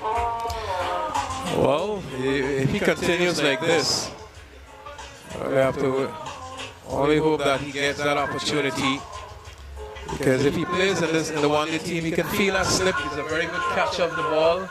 Of course, his mobility is going to prevent him from moving around pretty quickly, but he can't really make up for that when it comes to the ball team once more. Just pushed away on the offside. No run. So he's on 72, and I like what he's doing. Whenever he gets an opportunity to play cricket, whether it's for the Leeward Islands, whether it's at the Cricket for Life, address the selectors. Continue to knock on that door. And he's doing that today with 72. It's a very well compiled innings so far. Bowen is on his way to bowl team once more. He's driving in the onside and fielded by Terry Adams, looking to go through the offside. And the inner portion of the bat found. It's trickled out to that very straightish and short mid wicket. And they cannot score. He's kept on 72. And the total now has pushed on to 156 for the loss of 8. Cornwall taps at the crease and waits again. He's not going to run any quick singles at the moment. He's been in there for quite a while. Here's Bowen, he comes in, bowls to him, and he's looking to pull this. He gets it down to deep mid-wicket and gets a single. Good death bowling from Bowen so far. At least he's been consistent with getting the ball in the crease area of Raheem Cornwall. Of course, he missed his length, I think 2 deliveries prior to that landed out of the park. But apart from that, he has been pretty good with his death bowlings. Bowen. And this is outside the off stump. He's out caught behind. A good catch by Burton. So Burton makes up for his previous indiscretions. And wicket number 8. Or is that wicket number 9? Practice wicket number 9. 7 for 9. And just about an over again to go. And a ball. Well, I said 158. Yes. Can we get a wicket with the very next ball?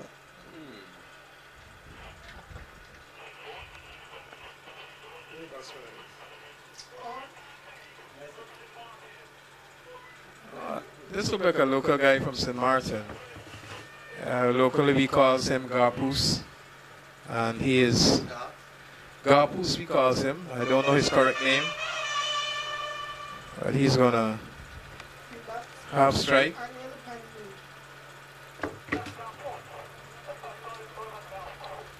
Oh, Cornwall is on strike, so. Yep. So Anil Pandey, aka Garpoose, is the man who has gone out there.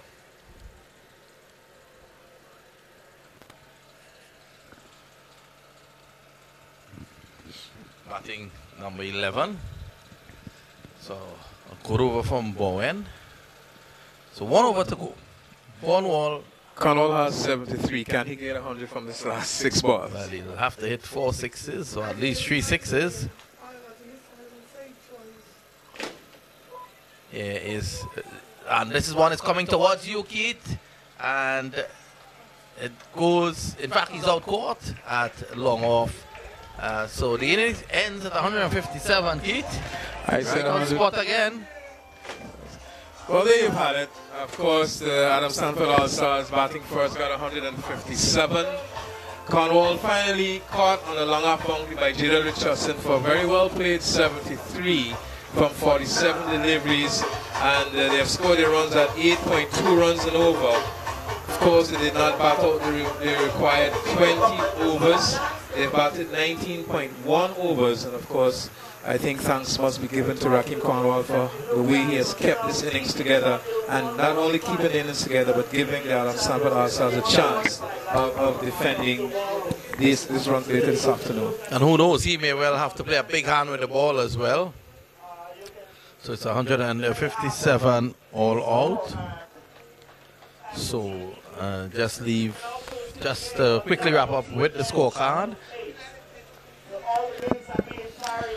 Well, Smith started today with Qureshi. Smith was bowled. Walters for 26 from 16. Qureshi, he was bowled and caught. In fact, he was bowled Shakahaj for not a phase 1 delivery. Qureshi, the number 3 batsman, was bowled Walters for no score. Chandapal LBW to Shakahaj for 3. And then at Cornwall, he was just caught Richardson. Bowled Hughes for 73 from a well played 48. I repeat, 73 from 48 balls. And then Navik run out by Chakahaj for no score. Eugene, he was caught Chakahaj, bowled Athanaz for 14 from 17 balls. Ben, he was bowled Athanaz for 5. Sanford, LBW Leonard for 1. Ardain caught Burton, bowled Bowen for 13. And Pandey not out without receiving a delivery. So the final score, 157. And we'll have a look at the bowling for you. Walters, 4 overs, no maidens. 2 wickets for the 2 runs. Chakahaj, 4 overs, 1 maidens. He took 24 runs and took 2 wickets. And of course, Athanaz, 4 overs, no maidens, 2 for 38. Leonard, the pick up the bowler so far, from as far as I'm concerned, 4 overs, no maiden, 1 for 16. And Bowen, 2 overs, no maiden, 1 for 13. Hughes, 1.1 over, and he's taken 1 for 14. So extras 22, and the final score 157. Of course, they will need 158 to win.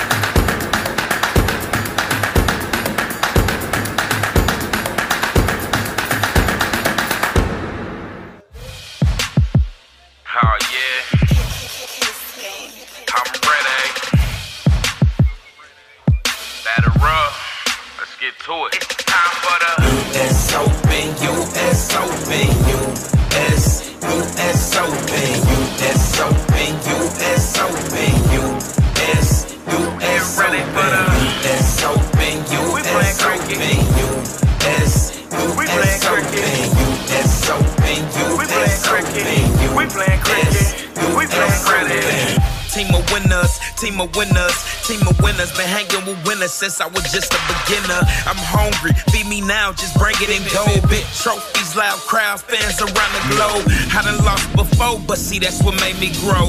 Now I'm ready. Got a champion heart, I got a champion soul, and I came to win. For that I lose it all. But US Open, US Open, US Open, US Open, US Open, US. US ready for the US Open, US Open, US Open, US Open, US Open, we playing cricket.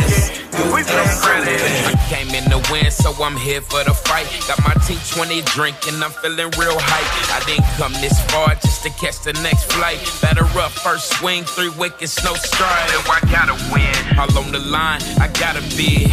They say hard work pay off, or something gotta give. Well, I know what I gotta give. My best, because this time I gotta win. Time for the US Open, US Open, US Open, US Open, US Open, US ready for the US Open, US Open, US Open, US Open, US Open, We playing cricket. We playing cricket.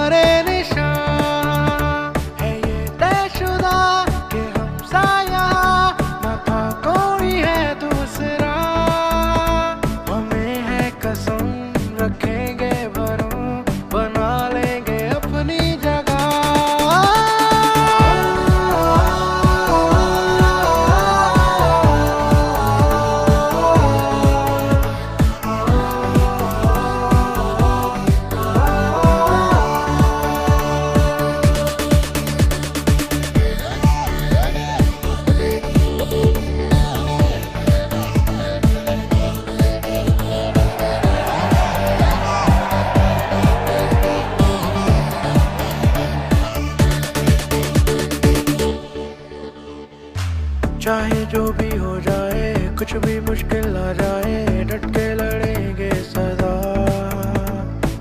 हम हैं ना डरने वाले, हम हैं ना झुकने वाले, संग अपने सबकी दुआ है उसका असर, हमारी कदर करे है ये सारा जहां, है इसकी वजह हमारी लगन रहेगी ये हमेशा।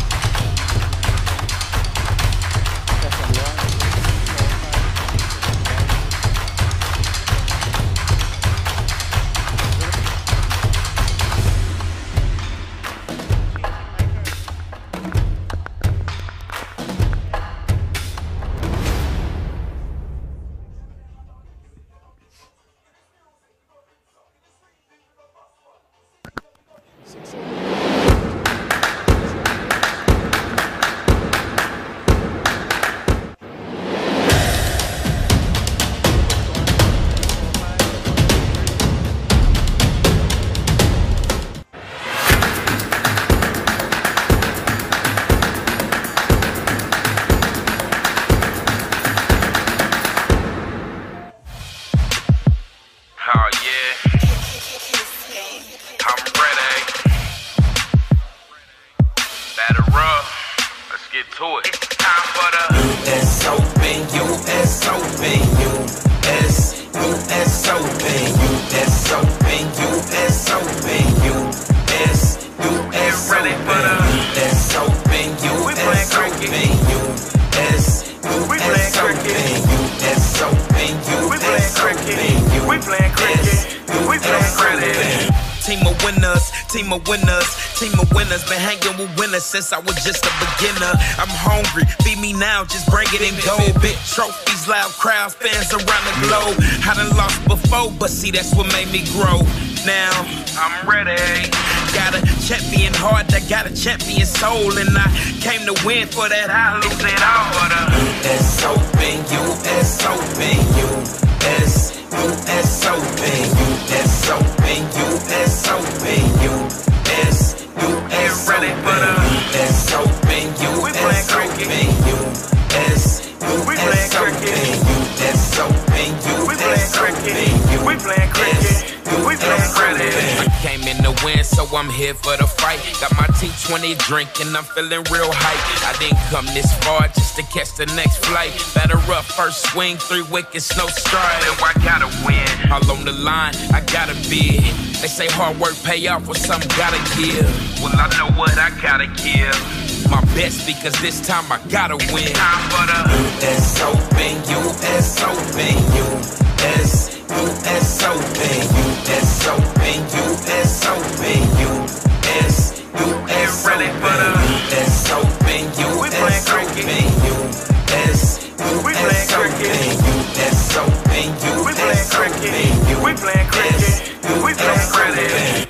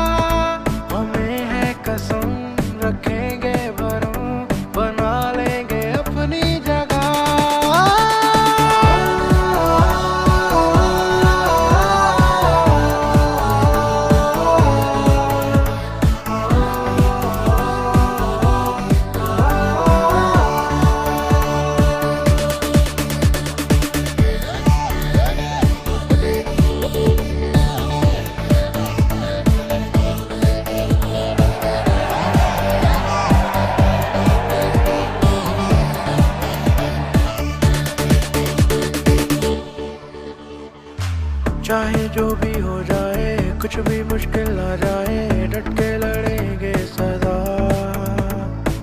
हम हैं ना डरने वाले, हम हैं ना झुकने वाले, संग अपने सबकी दुआ है उसका असर, हमारी कदर करे है ये सारा जहां, इसकी वजह हमारी लगन रहेगी ये हमेशा।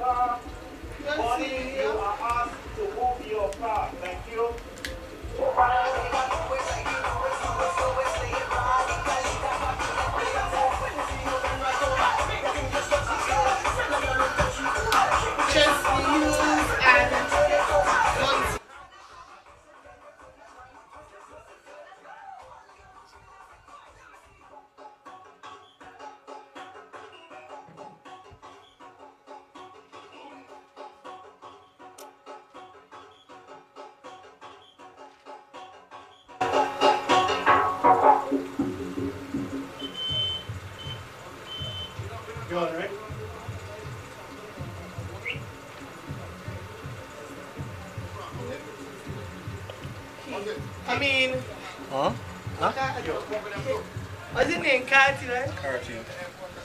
Good evening to you and welcome back here to coverage of this, the Cricket for Life T20 tournament. We've seen Adam Sanford All-Stars batted first and scored 157 runs. And now the Angolan Tigers, their turn at bat will need to get 158 for victory.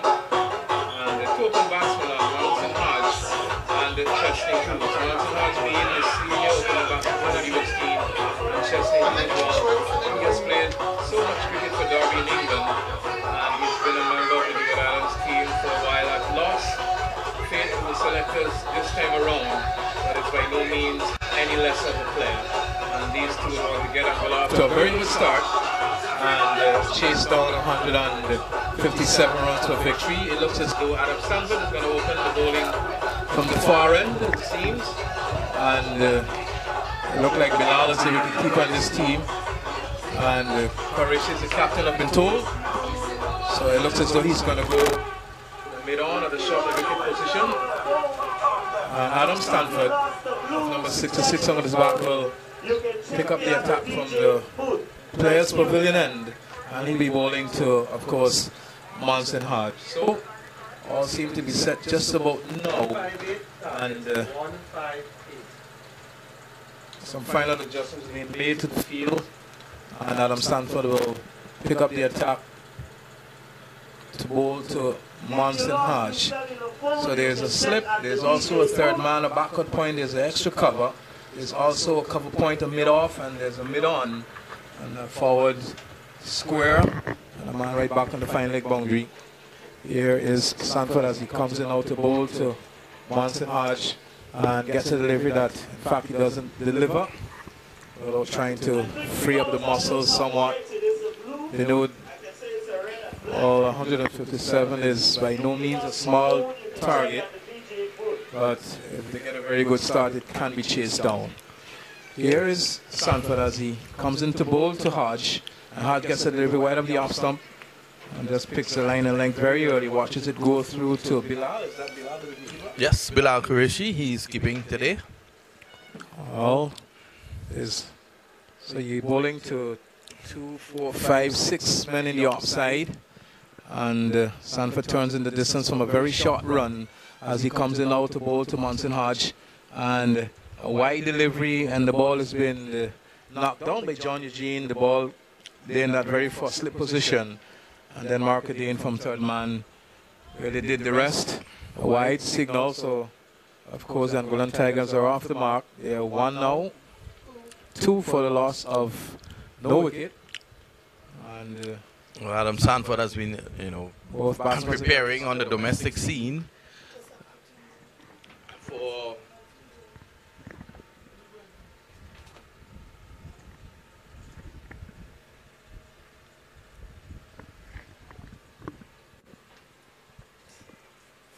So here is Stanford once more from the far end as he comes in out to bowl to the left-handed Chesney. He was a total 2 for no loss. He uses whipping this off the pad into the wicket region. That's gone away for 4. And the ball is being fielded and then thrown back into the field of play. So Sanford guilty of not really getting the ball to touch down on the way he would want it to touch down on the track. In fact, the full toss been bowled and Hughes is off the mark. In fact, the score has pushed on now to 6. Hughes has gone to 4 from 1 deliveries, and Monson Hodge, he is yet to get off the mark. Here is Sanford as he comes into bowl to Hughes once more. Hughes is taken on the pad. Delivery that might have been angling down the onside. Umpire Singh said not out. It was a very strong appeal from Adam Sanford, and then of course Bilal and the batsman. The field is close to the bat. In the end, to no avail. The total is kept on 6 for no loss. We're only in over number 1, 158 required for victory this afternoon. And here is Adam Stanford as he comes in out to bowl to Chesney, who's driving out towards extra cover. And Qureshi looks like does the fielding. And the score is kept on 6 for no loss, and this is the very first over. Of course, the required rate is 7.9 runs and over. Sanford to bowl to Hughes, who's whipping it off the pad out towards Mark O'Dane, who comes off the fine leg boundary. And in the approved manner goes down on his knees and prevents the ball from going beyond him. And the total advances by 1 now. Hughes has gone to 5. And the total to 7 for no loss.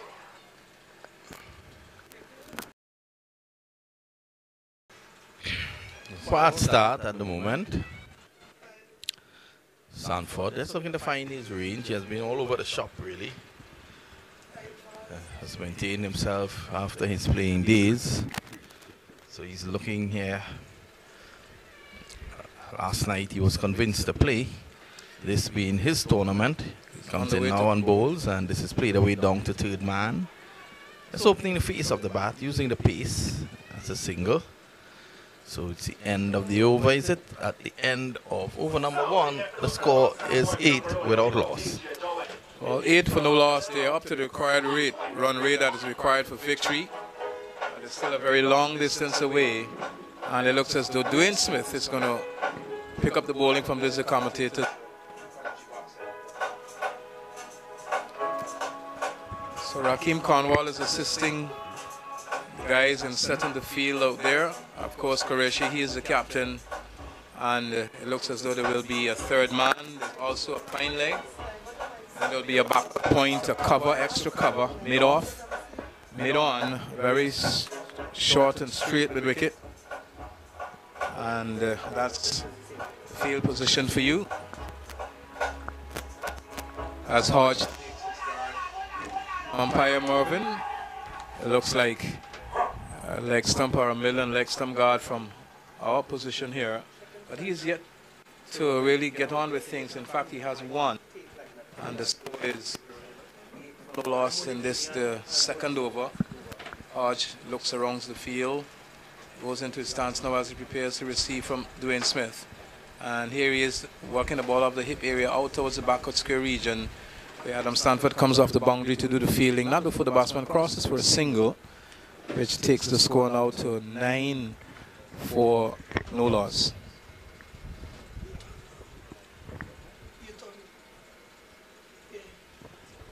Thanks. So 9 for no loss, chasing a total of 153. There were victories this morning for General Auto Repair Spartans. I think they defeated the combined United team by 5 wickets. It's an over to spare. Very good by Sherwin Peters. Here is Dwayne Smith as he goes in out to bowl to the batsman Chesney Hughes, who plays it in the offside.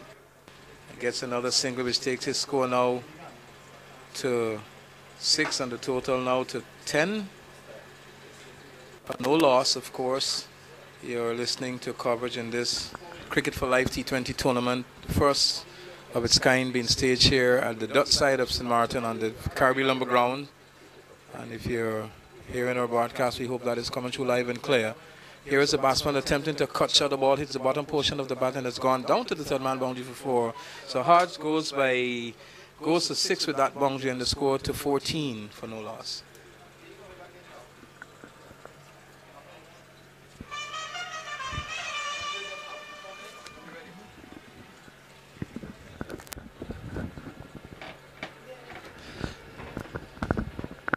Smith is going to continue the attack now from the media center end. Here he is.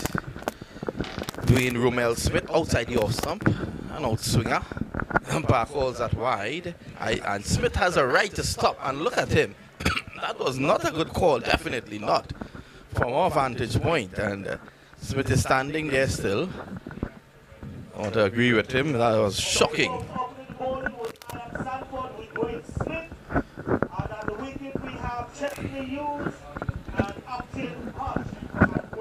So 15 without loss.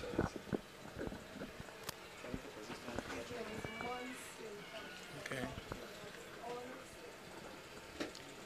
Here is Smith, the ball to Hodge once was on the back foot and hooking it out towards the backward square region. It goes across the boundary now for 4. And the score advances by 4 now to 19 for no loss. And the runs are coming here as far as Angolan Tigers are concerned. Hodge has gone to 10. And with him, the score now to 19. So far, Hughes has scored 6 runs. And these two would need to occupy the crease and get themselves off to a very good start. Body line delivery on that occasion. Let's help the way around the corner. Smith that's losing it there a bit, falling away on the offside. He pushed that one down the leg side.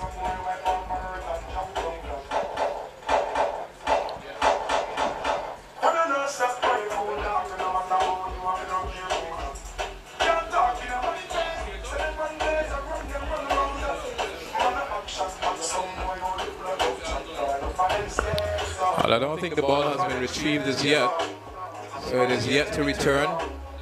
You see Adam Sanford now returning the ball into the field of play.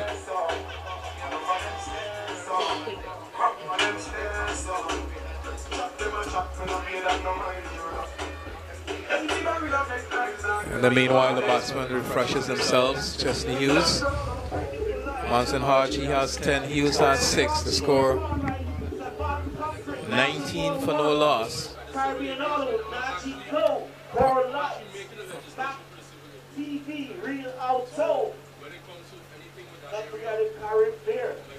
Smith to bowl to Hodge, who was defending, in fact driving up towards cover, not with any timing or placement. And the ball has gone straight to Qureshi, who did the fielding. The total is kept on 19 for no loss from 1.5 overs, so there's still one delivery left in this over. As Smith turns before very eyes and goes away from us now to bowl to Hodge.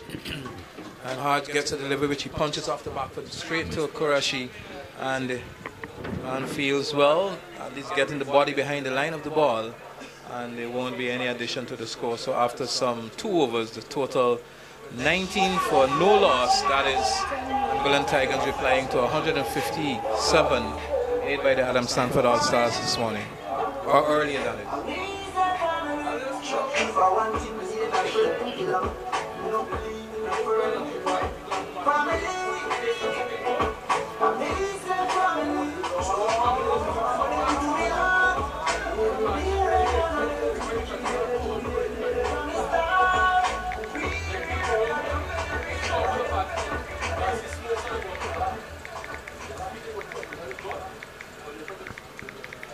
So Adam Sanford is going to start, open number 3 as he prepares to come into bowl to Chesney Hughes, who has 6, the total 19 for no loss. Hodge has 10. And here is Sanford right arm over the wicket to bowl to Chesney Hughes, who is driving and finds a gap through cover. That's gone away for 4. A superb shot, and as he made contact, just picked the gap nicely. And that's sped away for a nice boundary to Hughes, which takes his score now to 10. And the total to 23 for the loss of no wicket.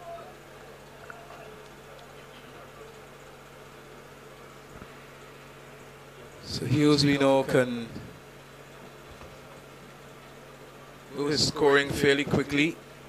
Looks up and sees that Adam Sanford is very much with him once more. The total 23 for the loss of no wicket. Sanford to bowl to Hughes, gets a delivery up to the line of the off stump, watches it go by into the gloves of Bilal.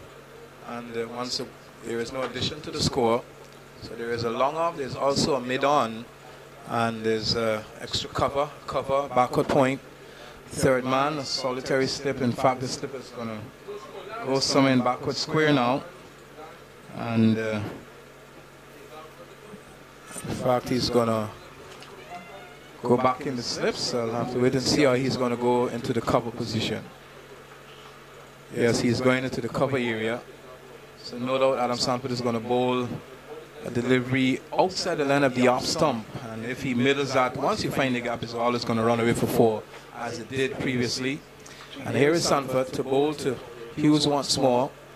And Hughes gets a delivery which is across the Southampton and just tears it out to Eugene at back to do it. That is at backward point.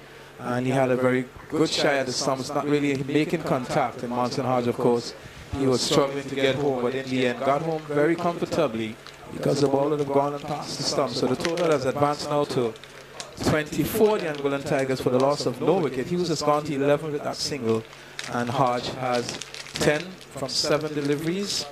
So they're scoring the runs at 9.6 runs and over, and the required rate is only 7.7 runs required.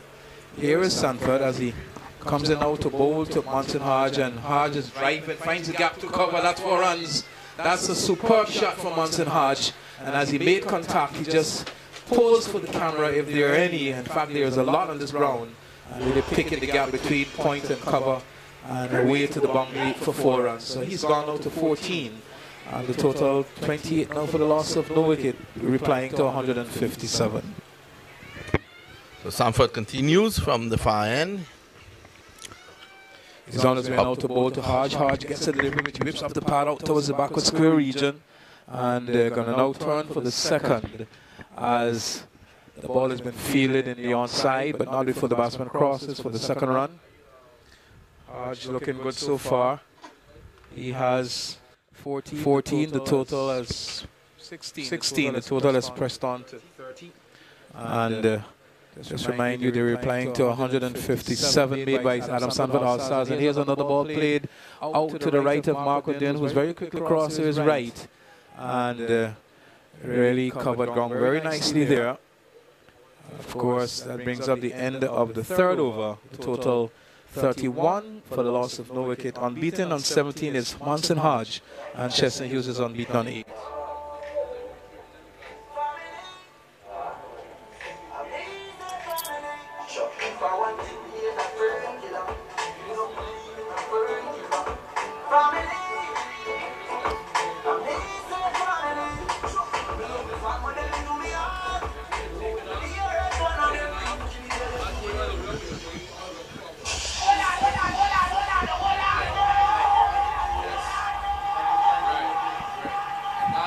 This tournament has been very well supported so far.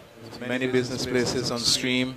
There are many vendors here at the ground, so with well-stocked bars, so you can go out and patronize any vendor that you chooses to patronize. But I tell you, the score is 31. 31 for the loss of no wicket. In over number 4, as Dwayne Smith makes an adjustment to his field, is asking Cornwall to come in a few paces. Dwayne Smith is going to bowl to Monson Hodge. And Hodge gets a delivery which whips off the pad airily. They'll get at least 2 runs here. They're now turning for the second.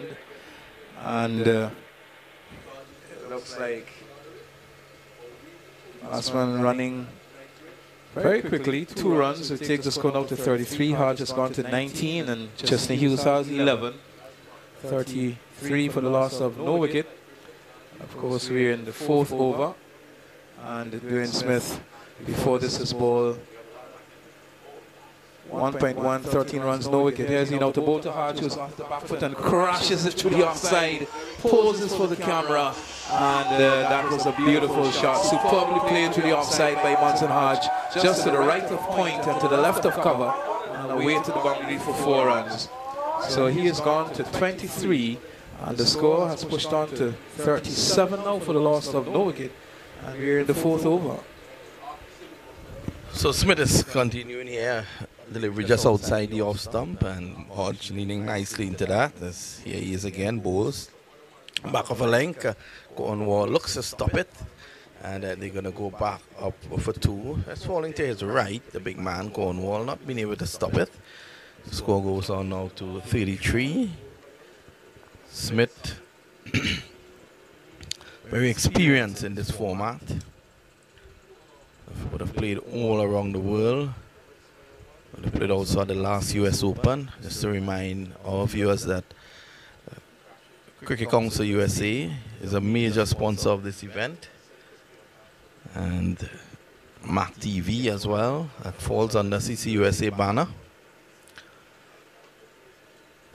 You can see the players outfitted by T20 Sports. Also falls under the CCUSA banner. This delivery is punched away, and that's another 4, just given with outside the off stump. And there was Monson Hodge punching it away down to the boundary for 4.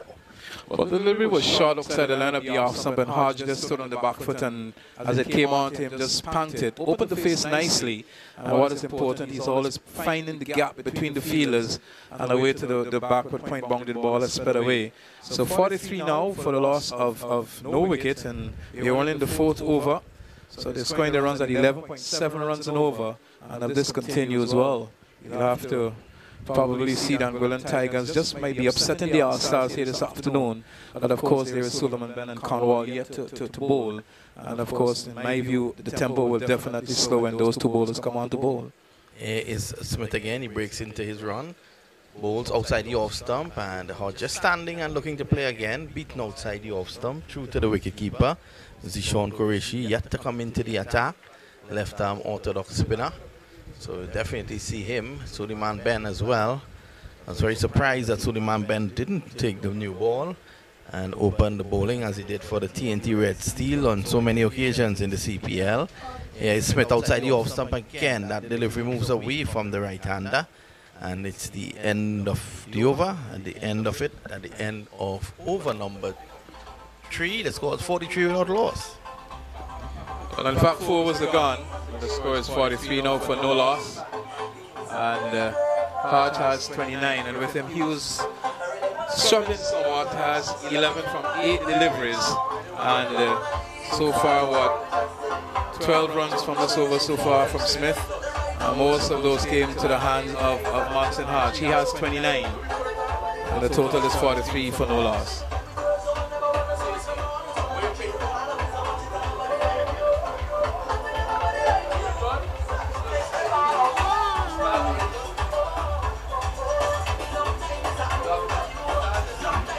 So a critical moment in the game now as Rakim Cornwall takes up the attack from the mountain end. Century Hill.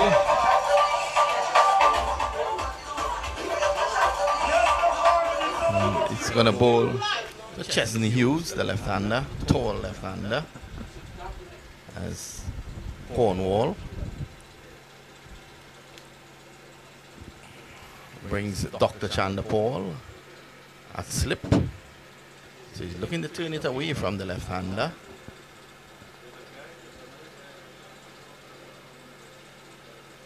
Here is Cornwall, he's in, bowls, good delivery. No appeal from the bowler.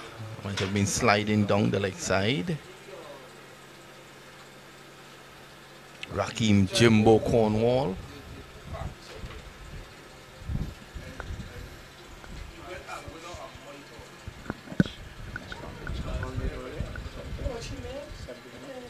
Here he comes in again. Cornwall got 73. Before he was dismissed, this one is noodled away around the corner for 1. So the score 44, this is over number 5. This is a very important passage of play.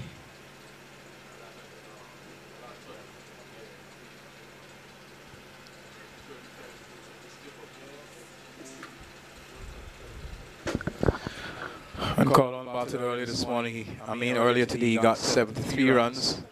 And no doubt he's going to definitely bowl 4 overs in this.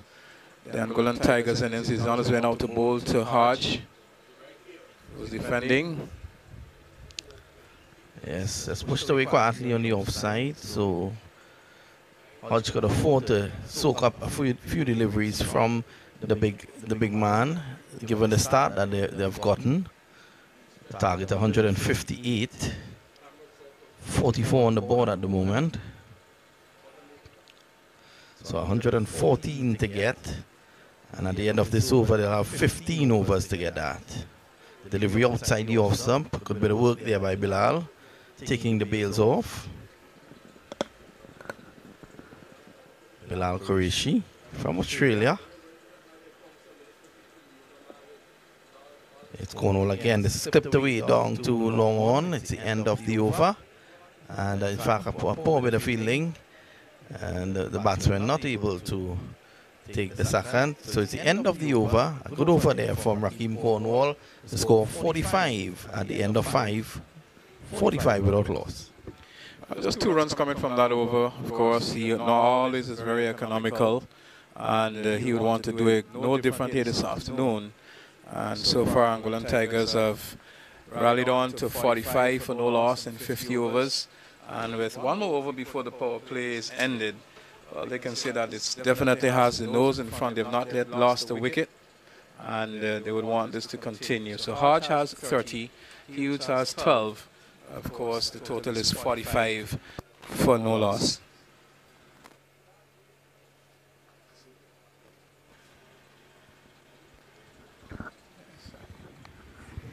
Smith continues. This is very surprising that he's continuing. Qureshi continuing with Smith. Down for 23 and 2. Here he is. He comes in now on bowls way outside the off stump. This is played away down to the sweeper's position. They come back for 2. So the score moves on to 47 now. And Smith continues to bowl short and wide. Well, I think he should be very lucky not to have been conceding yet another boundary there. Monson Hodge is very strong to the offside, but he struck that out towards cover. Probably had he gone a lot square, would have found the boundary. Yeah, Smith again, he bowls this delivery whipped away at the mid wicket. Chandapal fields, no run. So the sun starting to take effect now. This pitch is, of course, north-south. So we're in the west.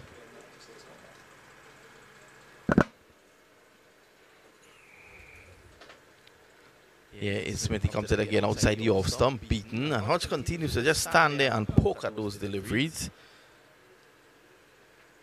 Smith looking to get the breakthrough. Hodge calls him down.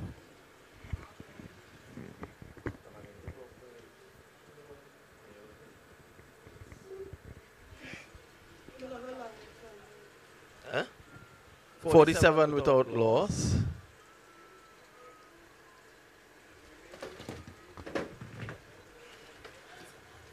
Here is Smithy comes in again and bowls. This is just back of a line, pushed away down the point, and there is no run.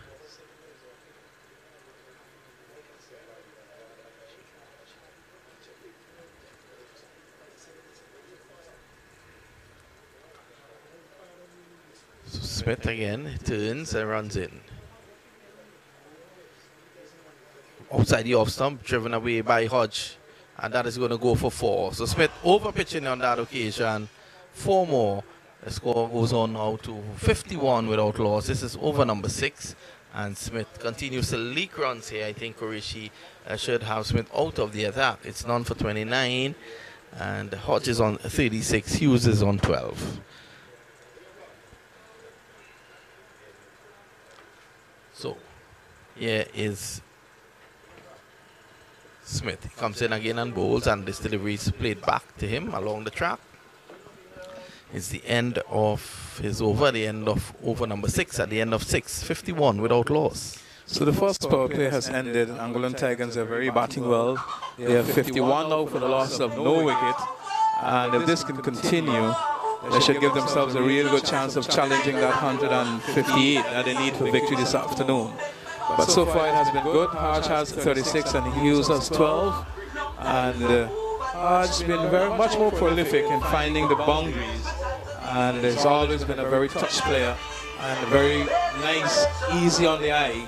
And he will want to stick around and bat fairly long for this Angolan cause. We got some food courts in the back. Don't forget to support the food courts in the back.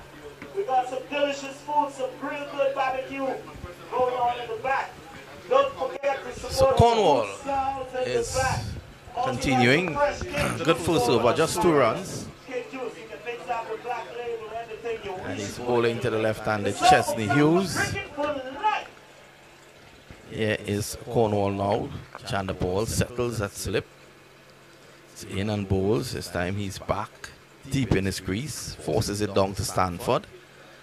And that's a single. Hodge comes into strike now. He's maintaining the slip for the right-hander.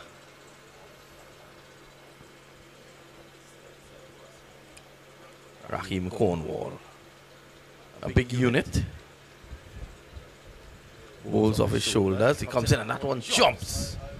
Taken by Qureshi after some difficulties.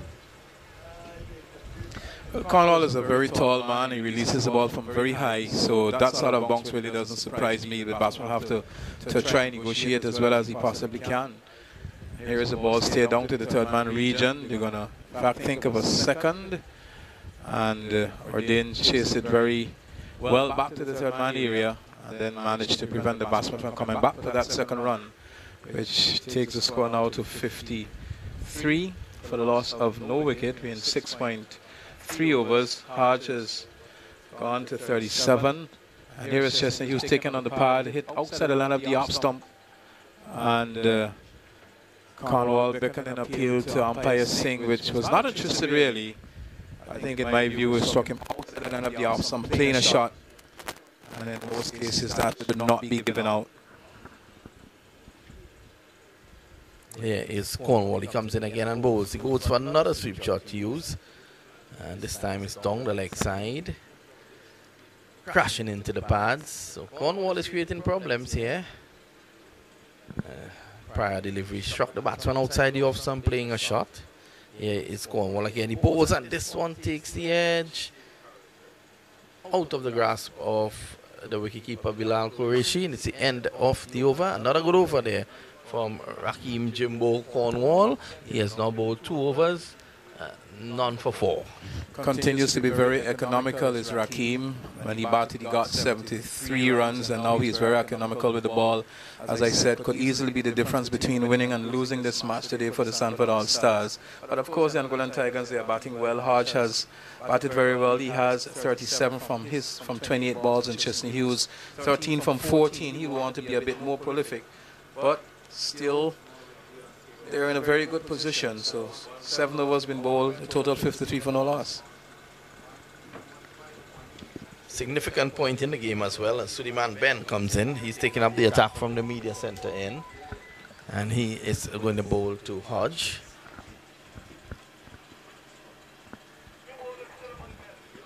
So Suleiman Ben, number 42 on his back. A lanky Barbadian, former West Indies Test cricketer. Yes, Ben.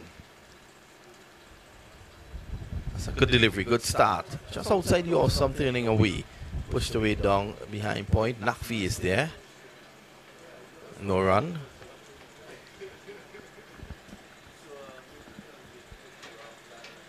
Here he's again.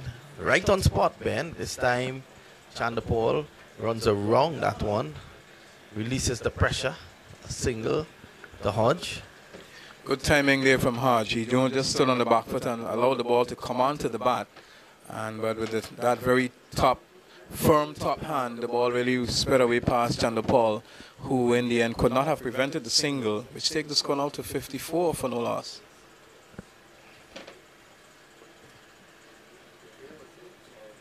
So Ben makes an adjustment to the field.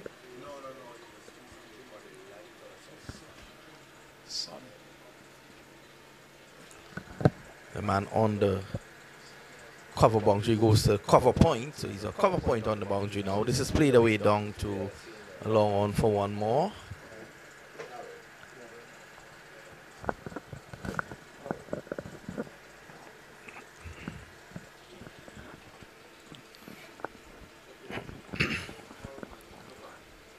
Suleiman Ben looking to keep it tight. If Ben and Cornwall can bowl in tandem here, just turn the screws on the Angolans. This time he's back. Hodge clips it away down to deep mid wicket for 1.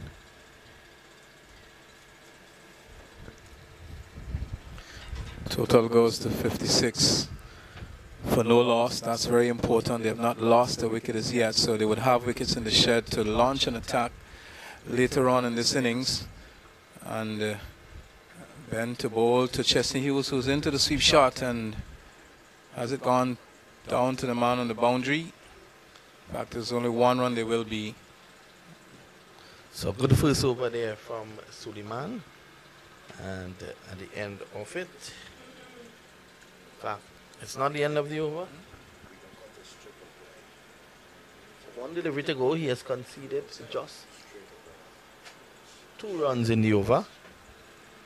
And at this time, backing away is Hodge, playing it down to a wide long off. They take 1. Ben is not happy at the fielding effort down there. So it's the end of the over. 3 runs coming off it.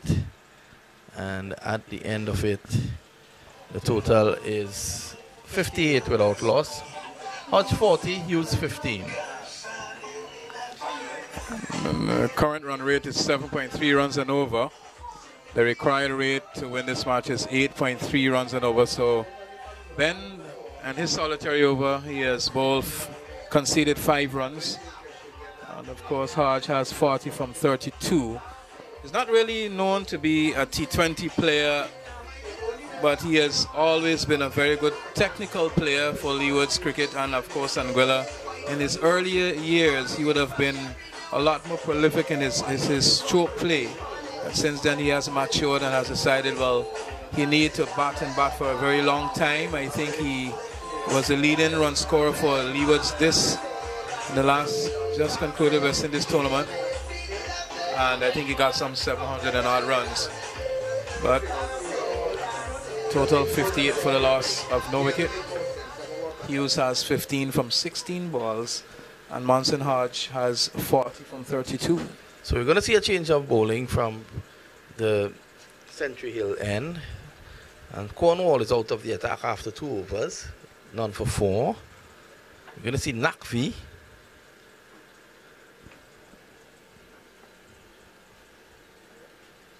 Still yet to see Qureshi.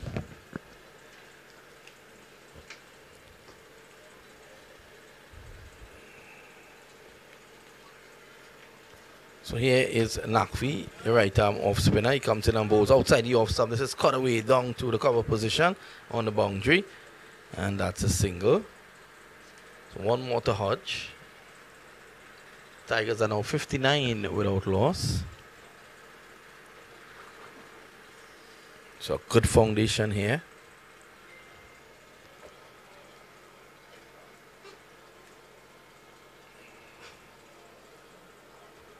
Fix that tomorrow.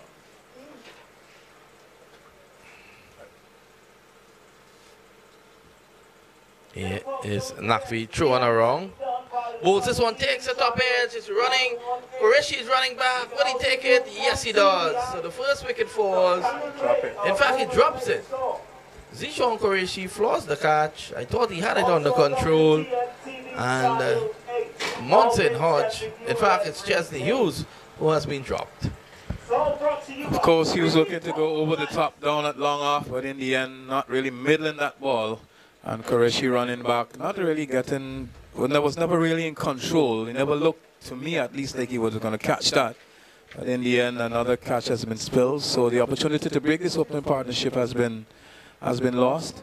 And now the wicket has fallen. Monson Hodge hitting that one straight to Raheem Cornwall. He's out caught. So Nakvi strikes and the first wicket has fallen. Monson Hodge, he is caught by the big man of the bowling, the big man Cornwall of the bowling of Nakvi, and he goes for 41. 41 from 33 balls is a very good knock, but we're very disappointed that he did not really continue. And Cornwall, of course, the man there in that extra cover position, showing that I am big, but I can really catch, I can bat and I can bowl. And obviously, just taking how important it is to have a man in your team like Raheem Cornwall. Of course, Leeward's puts a lot of pressure on him, and he has been carrying that pressure fairly well. And on this occasion, carrying the pressure for the Adam Stanford All-Stars.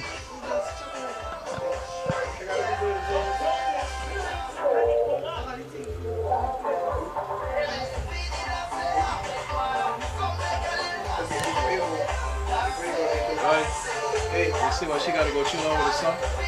Yeah, I know, my bad. I got the thing, but you think could make a difference? You make a difference, but he's saying he'll put a piece of fly at the top. Yeah, they're going to do that.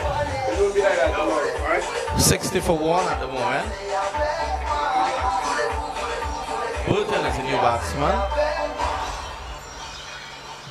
So Nakvi.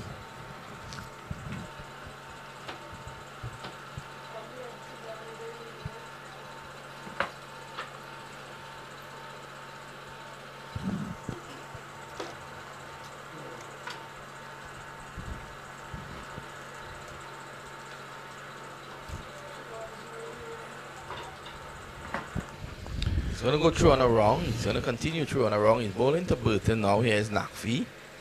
Burton looks to sweep down the leg side. Comes off the pad, no run. 60 for 1 at the moment. Well, the local scoreboard is correct, of course. Kern Saunders, a member of the Cricket Association, is very much involved with the scoring there. Also with a youngster, Amigo, who's doing a very good job. Congratulations to them.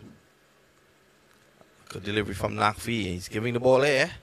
So he's looking to attack. That's the only way. They've run away in terms of the run rate. So you have to attack, take wickets, and that's going to pull the run rate back. It's the end of a good over from him. So Qureshi is now in discussion with Chandapal and Suleiman Ben. Well, the current run rate has dropped somewhat. It's now 6.7. The required rate is 8.9. So these two batters will have to rotate the strike. Of course, Chesney would be probably the main man now that Monson is gone to take over and probably find the boundaries and allow Burton to get himself in. He was a very busy player, one who really works the ball, runs well between the wicket. And as I speak, John Eugene is going to pick up the attack from the commentator's booth end. So John Eugene is going to continue. He's going to go around the wicket. Still no sign of Qureshi. Very strange. One of the better bowlers on the slow bowlers at the US Open. Cani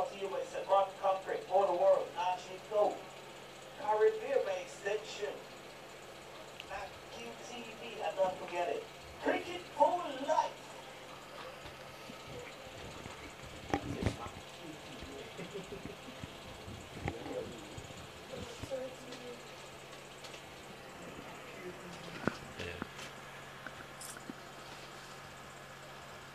So Eugene is going to bowl his off spinners around the wicket. He comes in and bowls. This is well tossed up and swatted away by the left-handed Chesney Hughes. It goes down deep into the mid-wicket boundary, and a bit of a mix-up there. Could have led to a run out.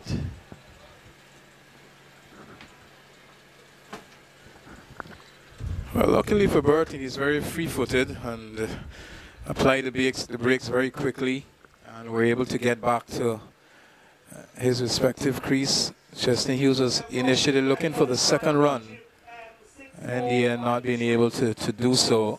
The total advances by one now to, is it 60 or 61 for the loss of one? Here is Burton pushing the ball back to Eugene.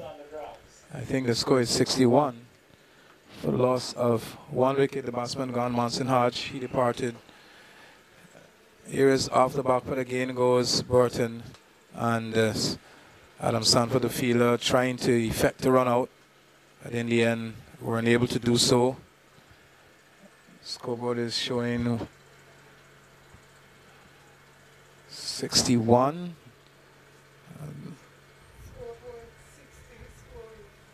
60 I've been told is the score, and now finally moves by 1 to 61 now for the loss of one, and from 9.3 overs. Here is Eugene as he goes in to bowl to the batsman once more. Stays it. This is going to run close to the third man boundary. I think Sanford will give up the chase now as he does. And the ball is gone across the rope, down by the third man area. And Burton is off the mark with 4. The advances by 4 now to 65 for the loss of one in this, the 10th over. So at the moment, the score 65 for 1. 2 deliveries to go for over number 10. And Eugene, 5 runs conceded so far in this over. This is swept away around the corner, and no run. Good stop there at backward square. So it's the end of Eugene's over. There's 5 in it. Nakvi is going to continue from the far end.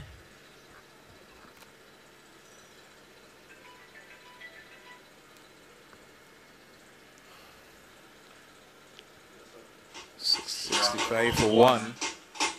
Burton has 4. That shot that he stayed down to the third man region. A bit of dexterity or finesse in that shot. He's by no means a huge man, but he really rotates the ball and runs very well between the wickets. Chesney Hughes has 17 from 20, and 10 overs are gone as it looks as though Karashi is going to pick up the attack from the Players Pavilion end, and he'll be bowling to the left-handed Chesney Hughes.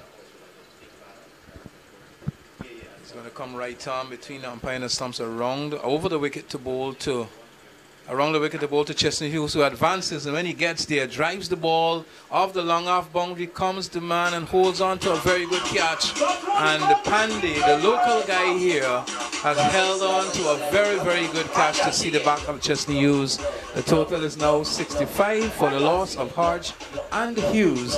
And then Gwillan's really losing the way here. They have. So Nakvi has claimed the wicket, his second wicket, as the All-Stars are looking to fight back at the moment. Pandey taking the catch, and the score at the moment 65 for 2. Well, Chesney now comes back to the Players Pavilion, very dejected looking, and he struggled for his 17 from 21 balls, so not really building on what he probably thought he could have done. After receiving the first delivery and dispatching it for 4-1, would expect that he would continue.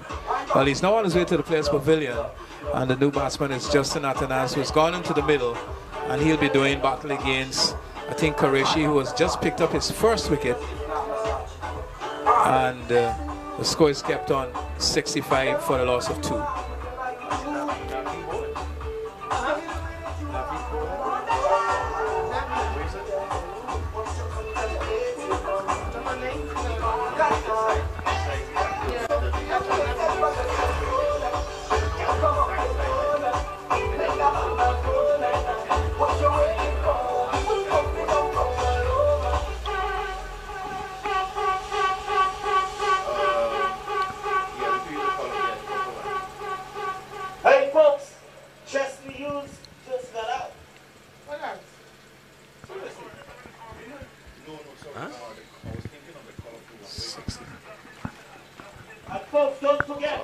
Athens is going to continue now from, he's a new batsman as a Nakvi. He was bowled well.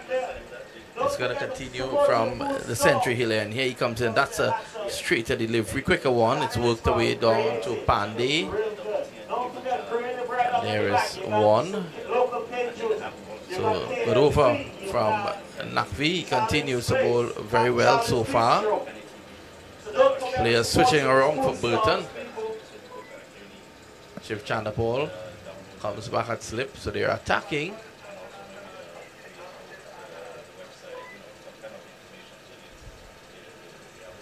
The delivery is well tossed up, well taken there by Bilal Qureshi.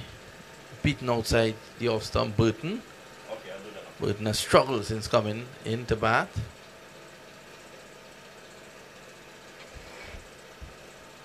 Here is Nakvi, he comes in again, bowls to Burton. He goes back, looks to cut, looks to dab into the gloves of Qureshi.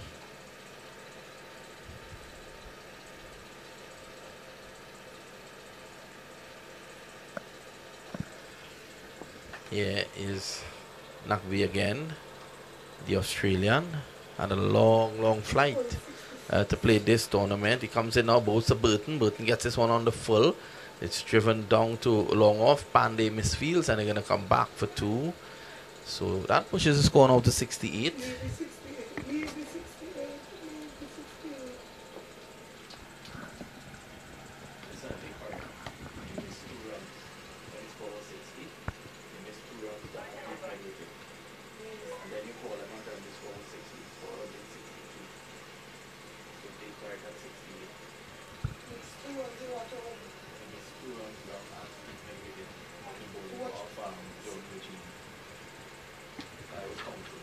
Total is 69 now.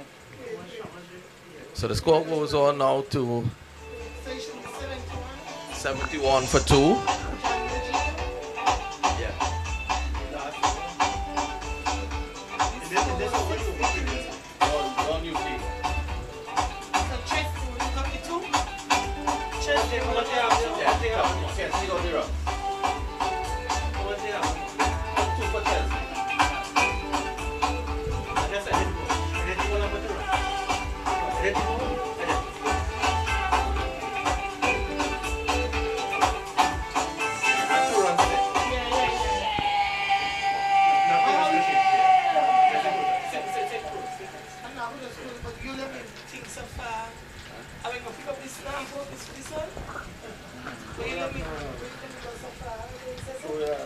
think that's when we were debating whether it's 60 or 61. Outside the off stump, he's looking to cut. Somehow he ends up getting it away down to a deep cover. And one more. So Burton gets another single. He goes on to 8 of 10. 72.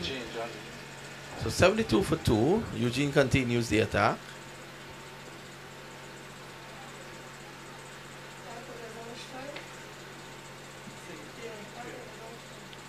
Rakim Cornwall is having a word with him.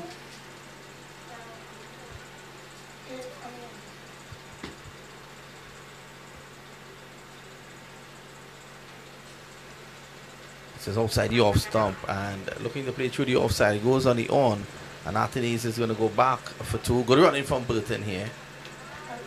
As Keith was saying, he's fleet-footed. Comes back for 2. Scores 74 now for 2.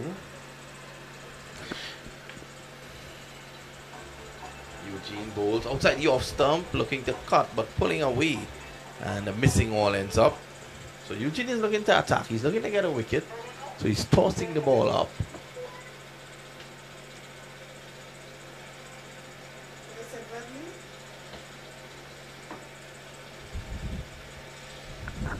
Here is Eugene again, comes in and bowls. This is well tossed up and well played by Athanaze.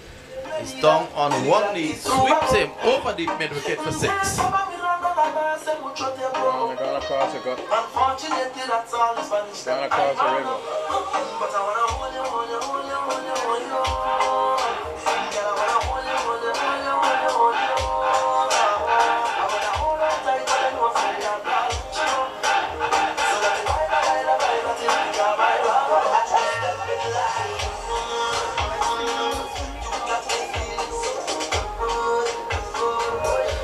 Understand the strategy you employed here by Sanford All Stars. John Eugene is a part-timer, and Zishon Koreshi is a recognized left-arm orthodox spinner, and he's not coming out to the attack unless he's injured. But John Eugene continues to leak runs here. Well, he has gone for 16 runs so far from 1.4 overs. So probably after this over, you might have the captain thinking about bringing on someone else. Here is he now to bowl to Athanasis off the back foot and crashes it out towards the cover region. And they're looking for 2 that's not on. And the score is pushed on by 1 now to 81 for the loss of 2.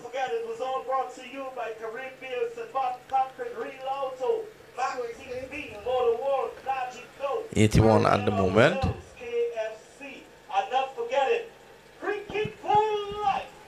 Yeah, he is now outside the off stump, drives.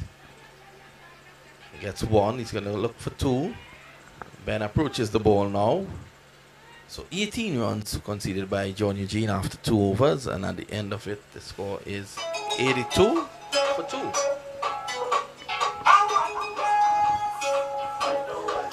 Well, of course, the battle continues between these two teams. It's not a runaway situation for the Angolan team, nor for the Sanford All-Star team. A team that holds the nerve in the end, of course, will probably go on to win this match. This morning, there were a victory for Spartans against the combined United team.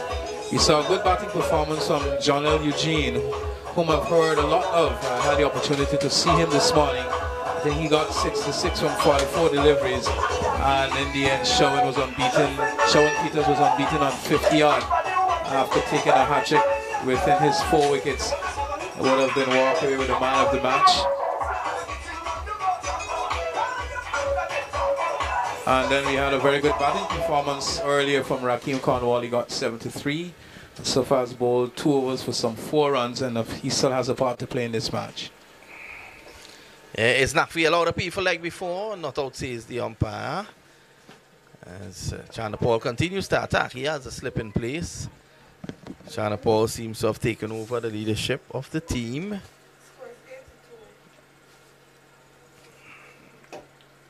Here is Nakvi. He bowls to Burton. So good bowling here by Nakvi.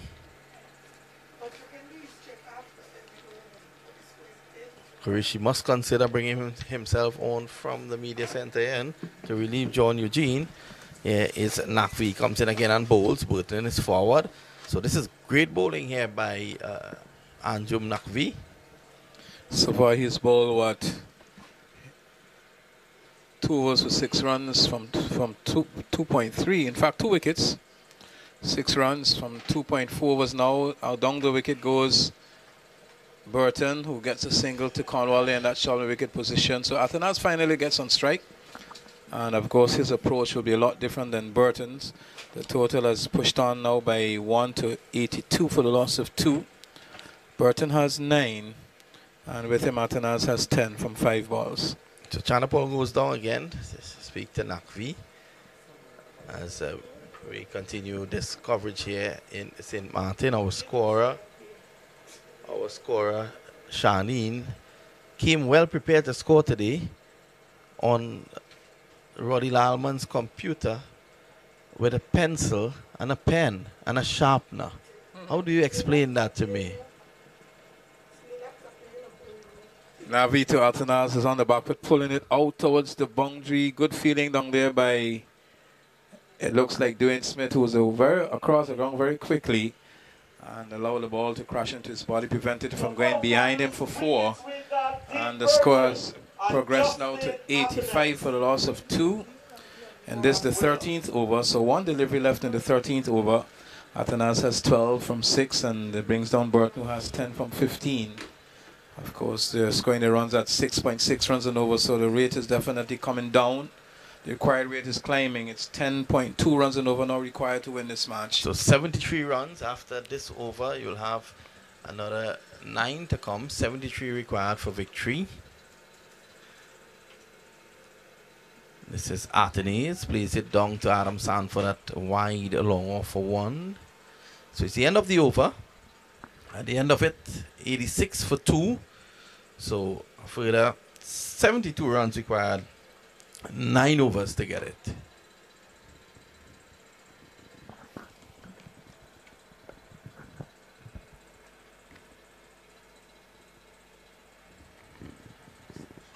Sorry, 7 overs to go, 72. So Ben is going to come back. Nakvi, 3 overs, 2 for 10 has really been impressive.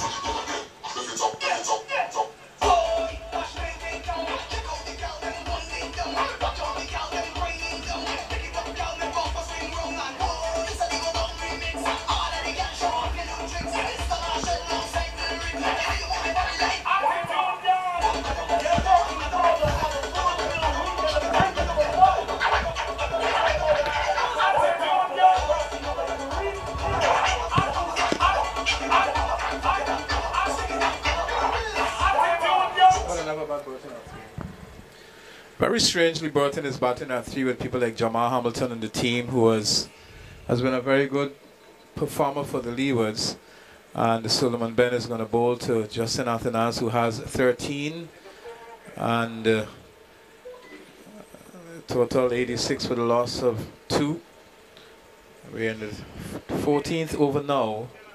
So after this, we will have another 6 more overs remaining. Here is Ben as he goes in out to bowl to Athanas, who is off the back foot and steers it down to the third man region. We'll get at least 1. And this will take the score on by 1 now to 87. Athanas has 14. Also by signal. Well, 1 more run to the score. And so by signal by umpire Morvan.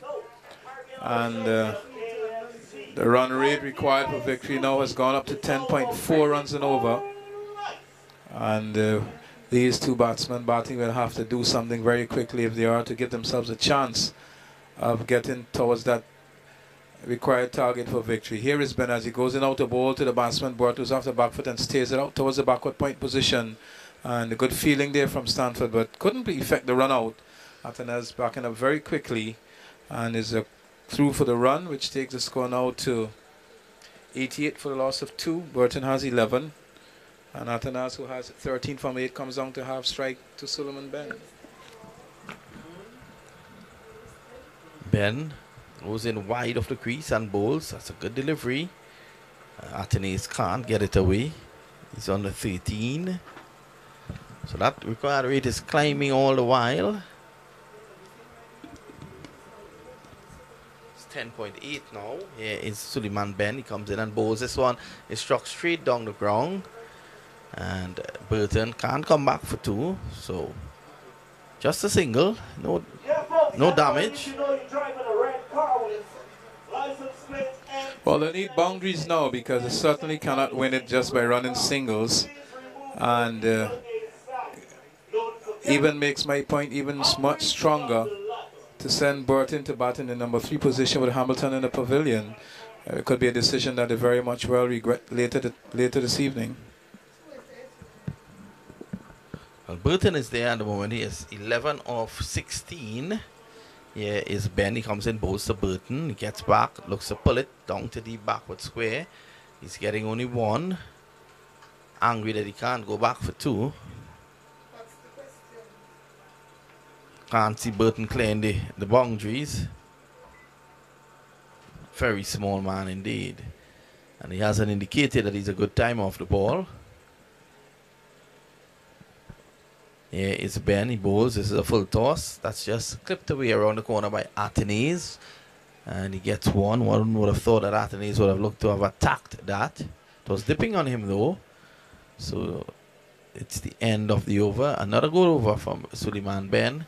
And at the end of it, it's 91 for 2. The All-Stars defending nicely here. Well, another 6 overs remaining. 91 for the loss of 2 with Cornwall having 2 overs to come back and bowl.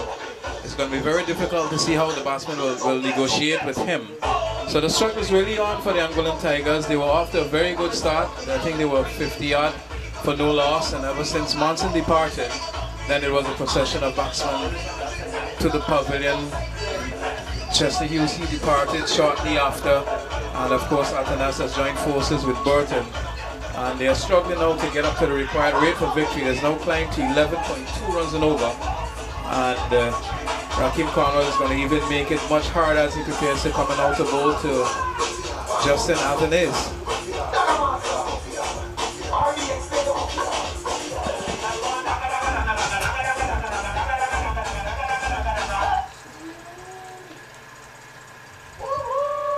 Don't forget, you can also view the cricket on Cani TV, channel 118, Cani TV app from Cani Play and Google Play Store. Here is Cornwall to bowl to Athenaeus, who is attempting a lofted shot in the onside, out to Anil to Dwayne Smith. Coming off the wicket, bounded the batsman, crossing back for the second run, which takes Athenaeus now on to 17. And the score to 93 for the loss of 2. So Athenaeus sent in to do a job here. Let's wait and see what will really happen. Is receiving another delivery from Cornwall. Hits this high and hard, and it's going to go over the boundary for 6 runs. So 6 runs been confirmed by Singh, and of course it will be acknowledged by our scorers here, which takes Athenaeus now on to 23, and the score to 99 for the loss of 2.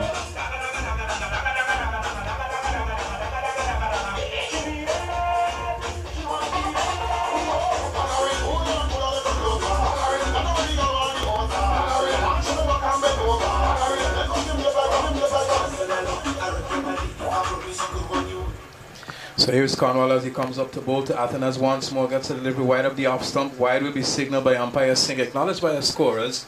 Extras advances by 1. The total also advances by 1 to 100 now for the loss of 2 wickets Anguilla.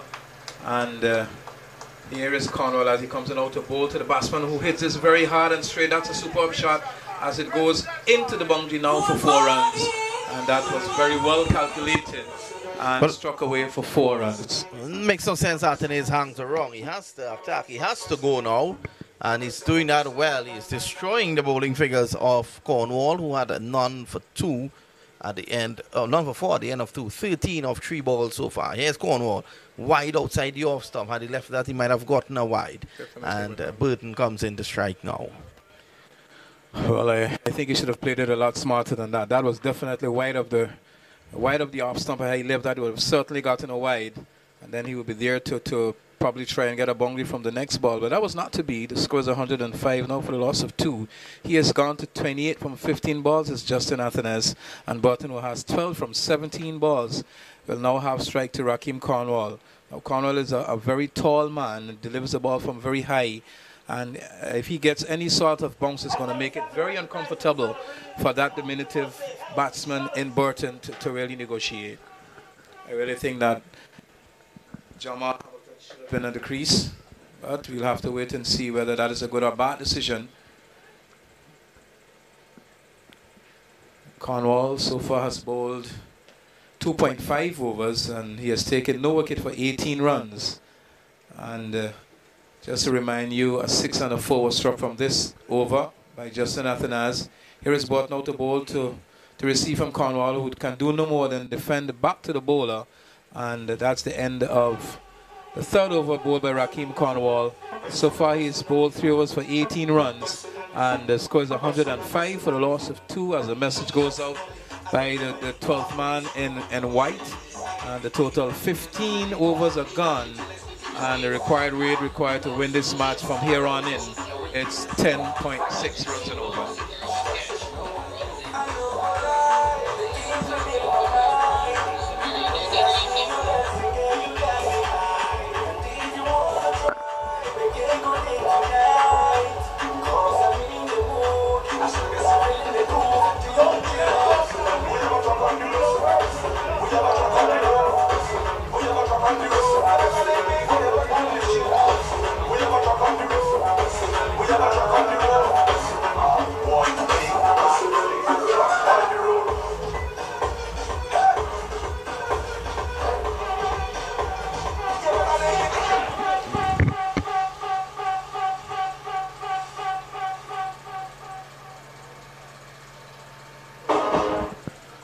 Dot delivery played by Athanase from Suleiman Ben. So Ben so far has bowled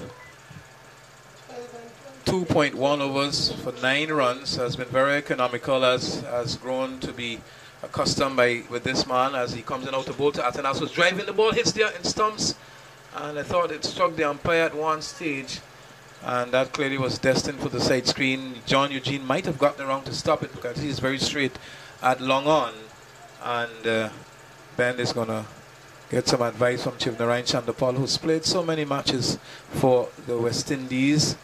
He has played more matches than anyone else has for the West Indies team with a wealth of experience. Here is Ben as he goes in now to bowl to Justin Athanase, and Athanase is stuck in this summit of the mid-wicket region. He's going to go across the rope for 4 runs, and that's very well played by Justin Athanase. He's now gone to 32. And the score is pushed on to 109 for the loss of 2. So 49 to get, and another 49 to get to win this game.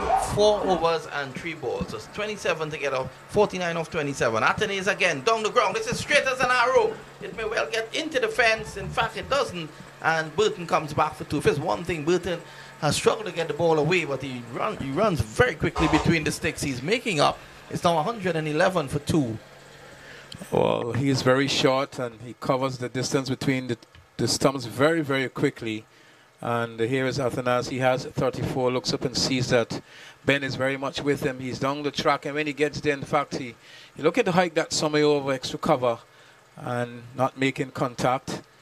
And Ben so far has bowled 2.5 overs, none for 15, bowling left arm around the wicket to the right-handed Justin Athanase. Athanase is on the back foot to a delivery wide of the off stump. No signal of wide comes from the umpire, which brings up the end of yet another over, and the score is 111 for 2. A lazy shot there by Athanase. He's just standing up and fanning the bat, and he remains on the 34. They need to get it going because the required rate from now on is 11.8. If they can keep it at that for probably the last 2 overs with 8 wickets in hand, I'll favor them to go all the way. 16 overs have been bowled and another 4 remaining, and The score is 111 for the loss of 2. And looks as though Athens is calling for a drink or the helmet, really.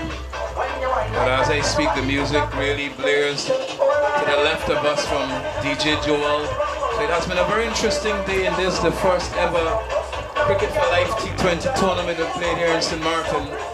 Of course, it has been a success so far. But come tomorrow afternoon, going into Saturday and Sunday, we should have a bumper crowd out of here to witness what can be a very, very, very well competitive tournament.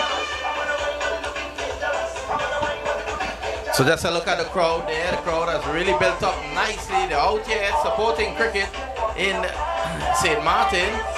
And this is joke, they tell me, as to what we can expect on the weekend. You look around and the crowd is really good. Wonderful to see people come out to support this initiative by Cricket for Life and the Cricket Council USA. And again, I want to say thanks a lot to Mohammed Qureshi and Adam Sanford. A wonderful effort. Those two gentlemen getting together. Just a word of Mohammed Qureshi. He has no interest in St. Martin. Just a man with a big heart and wants to see cricket develop. He just loves cricket and people. And he's here helping out. So Adam Sanford is back in the attack now. It's 111 for 2. And the required rate 11.8. Let's see how Adam Sanford goes. He's going to bowl to Burton. 12 and 34. So Adam Sanford having a crucial 2 overs to bowl from the remaining 4 overs that are left. And usually he normally comes back and bowl very well. And in the beginning, I don't think it was that tight. In fact, he bowled 2 overs to 20 runs. But normally comes back and bowl very York length deliveries. So you have to wait and see whether or not he gets it right. If he does, then I think the Adam Sanford All-Stars would go on to win this match this evening. Big up to you, bro. Always doing a phenomenal job.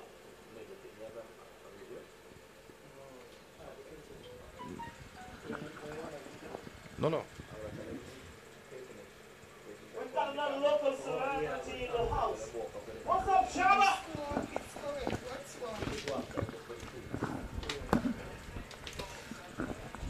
So Sanford is still there. He's taking his time about his business. 2 overs for 20. Very experienced man. A man who played for the West Indies for 2 years. Leeward Islands, and Carty will tell me for how long he played for the Leeward Islands. I didn't really check it, but he's played for the Leewards for a number of years, probably 6 or 7 years. Well, here is Sanford. He comes in now on bowls. And that's a good delivery outside the off-stump. Burton looks to drive through the offside. It goes on the on.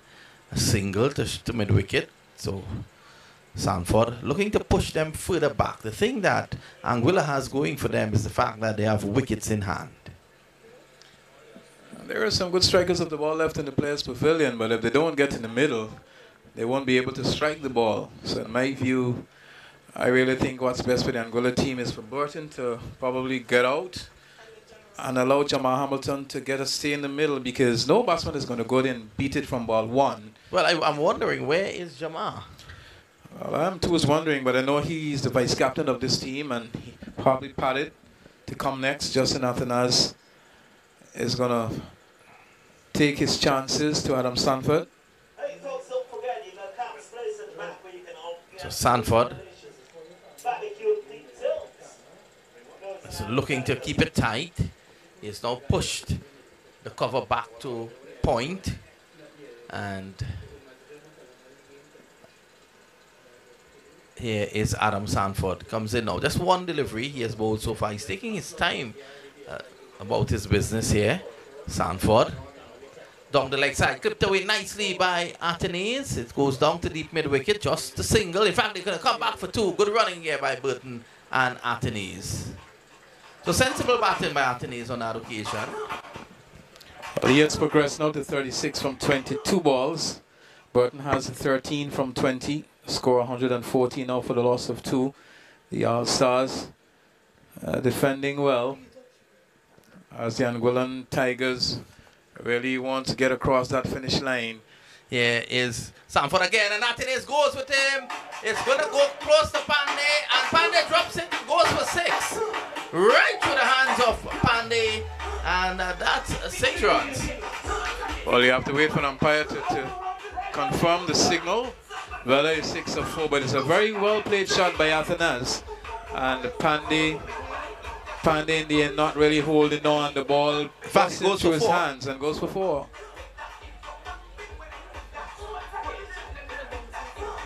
So there you've had it. He's caught 1, dropped 1, and it's been pulled off the long on boundary. Vinod. He caught 1, dropped 1, and he's been pushed in a less favored position. Athanas just need to get the ball straight or even towards the offside. Well, they've not pushed him to long off, and you know how the ball decides to follow you. This time it's pulled away. Sean is giving chase. I don't think he's going to stop that. It will take a grand effort from him into the boundary for 4.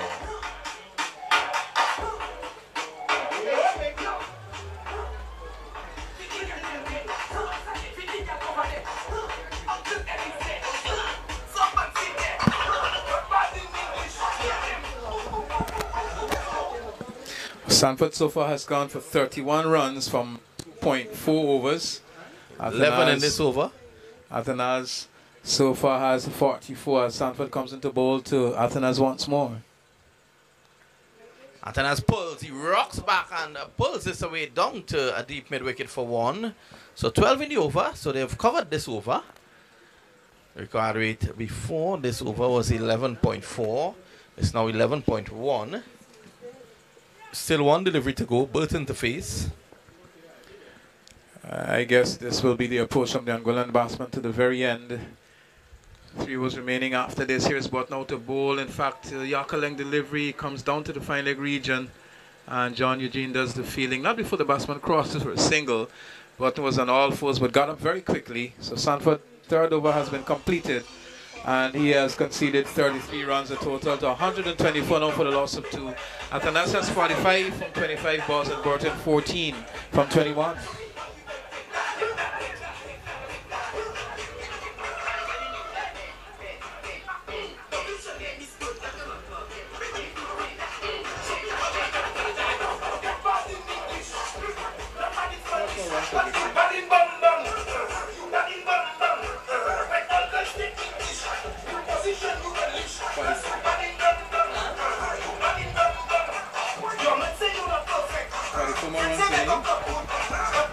34 more. 34 to get.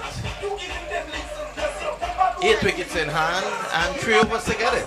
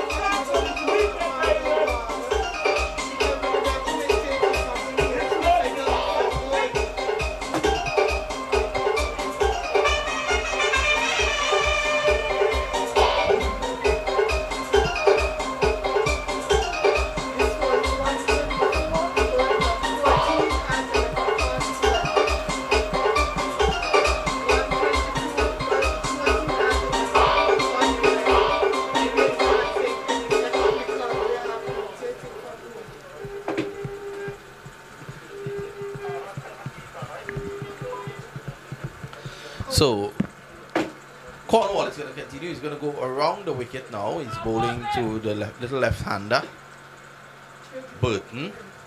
Here's Cornwall to Burton. Burton is chasing that one down the track. Hits him somewhere around the shoulder. And he gets a leg by. 125 for 2.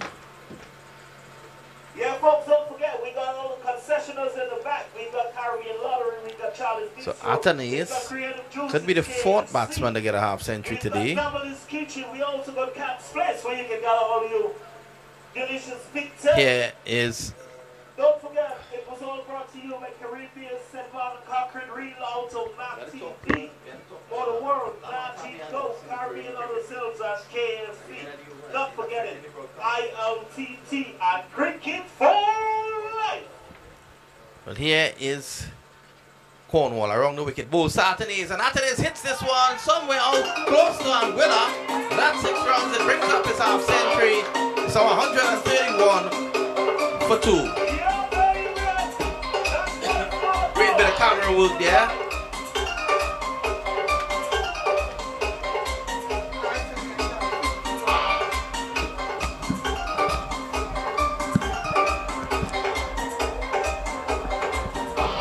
So Cornwall went around the wicket to cramp Athens' space, but that one was over pitch. He got the room to clear the levers and he was able to go over long on for 6. Let's see how he responds now.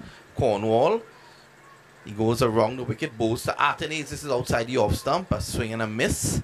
So Athens is on 51. At the moment, still 27 runs to get for victory. At the end of this over, there'll still be 2 to come. So just 3 deliveries in this over. Here is Cornwall. He bowls to Athens. He gets back, cuts it down to the left of Qureshi into the boundary for 4.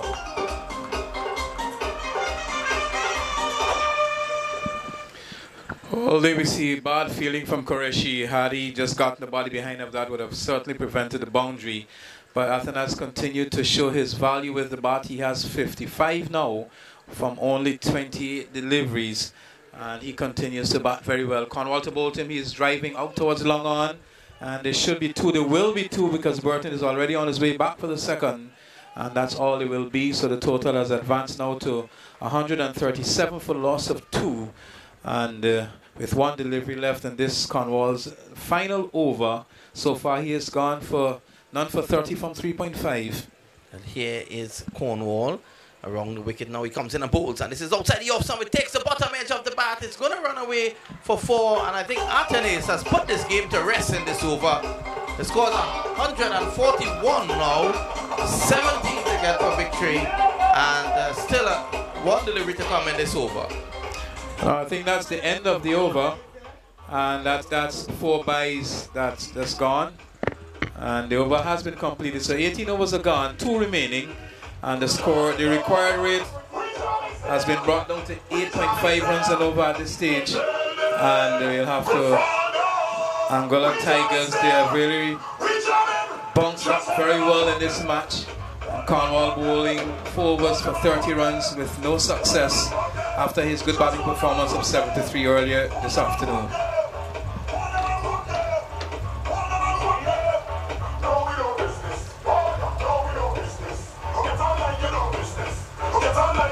How much longer is it? How much more is it? 17.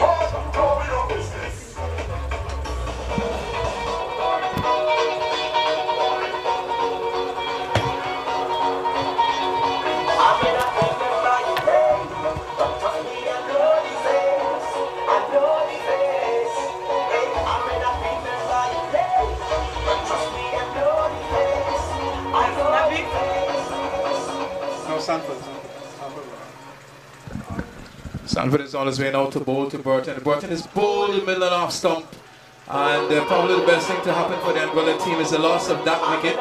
So 3 wickets have fallen now, but the total 141 for the loss of 3. With another 17 overs, 17 runs to be had for victory. Jamal Hamilton now makes his way into the middle. And can he get the runs? Well, your guess are as good as mine. But this game is very well interestingly poised.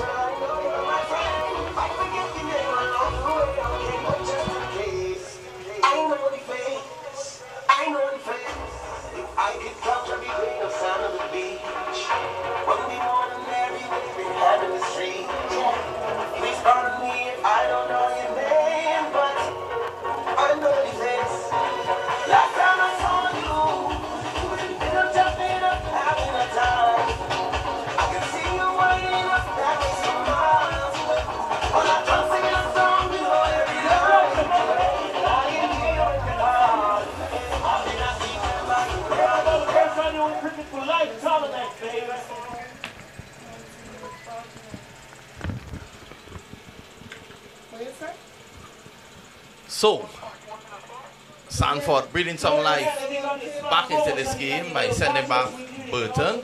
So Hamilton is in there now. Jamal Hamilton, 141 for 3. And here is Adam Sanford with a further 16 required for victory. The umpire stops him in his track. Hamilton not yet ready.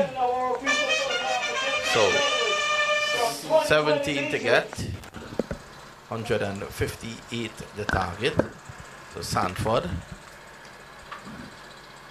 could be a start his own tournament here if he can restrict these guys. So 17 to get off 11 balls. 11 balls outside the off stump, and this peels away. Will it get into the fence for 4? Yes, it does.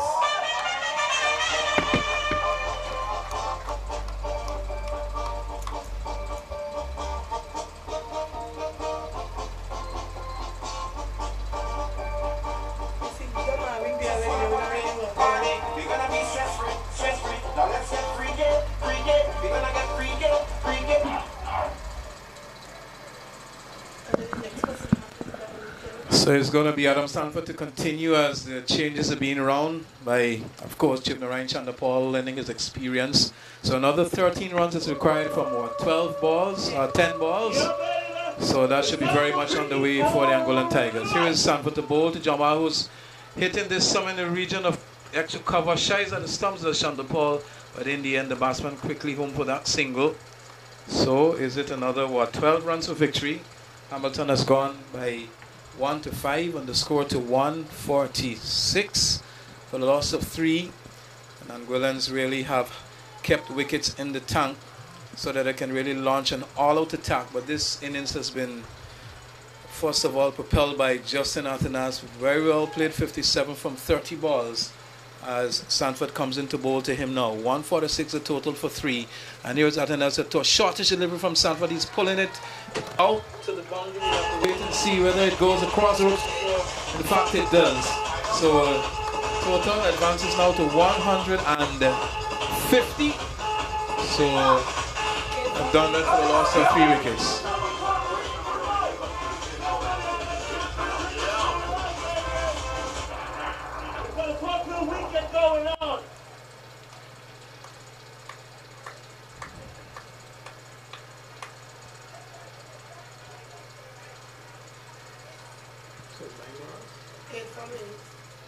So 8 more runs required from 8 balls. Here is Sanford as he comes in out to bowl to Athanas. Athanas drive hard and straight back past the ball. Is going to go into the side screen. That's a superb shot played by Justin Athanas. So you have another, what, 7 deliveries to get 4 more runs. And the total is pushed down to 154 now for the loss of 3. So victory is very much on its way for the Angolan Tigers. At one stage they really thought that they would have lost this match. At one stage the required rate was up to around 11 runs and over, but not now. And the score is 154. Just another 4 runs to win the match, Vinod. Yes, so this might well end with an over to spare. Let's see how it goes. As Athanas is on strike, he's on 65. He has played a brilliant hand. Here is Sanford, blows save. He clips this away down behind square, runs here for him. He takes 1. He's going back for 2, and they're going to take 3. So the scores are level, and that's the end of the over. So into the last over, just a single required, and Anguilla would have created a major upset here on day 1 by defeating the Adam Sanford All-Stars. When the All-Stars batted, they batted 19.1 overs when Cornwall was dismissed caught on a long off boundary by Jadel Richardson for a well-played 73. But here we are, you might have very well the same thing happening here, because another 3 runs. In fact, the scores are tied. Another 1 run would win the match for the Angolan Tigers. So you could very well have both teams batting the same amount of overs, 19.1. And should Athanas make contact with this delivery, the game will be very much over. So Angolans, they have played very well. I've been saying that there are no cricket being played back home in that country, and the players have really come here and played more on memory than anything else. Monson Hodge and of course Jamal Hamilton just back from the Leeward Islands first class championship, the West Indies First Class Championship, and they will be in definitely some touch. But Justin Atanas has showed up here today and has played a gem.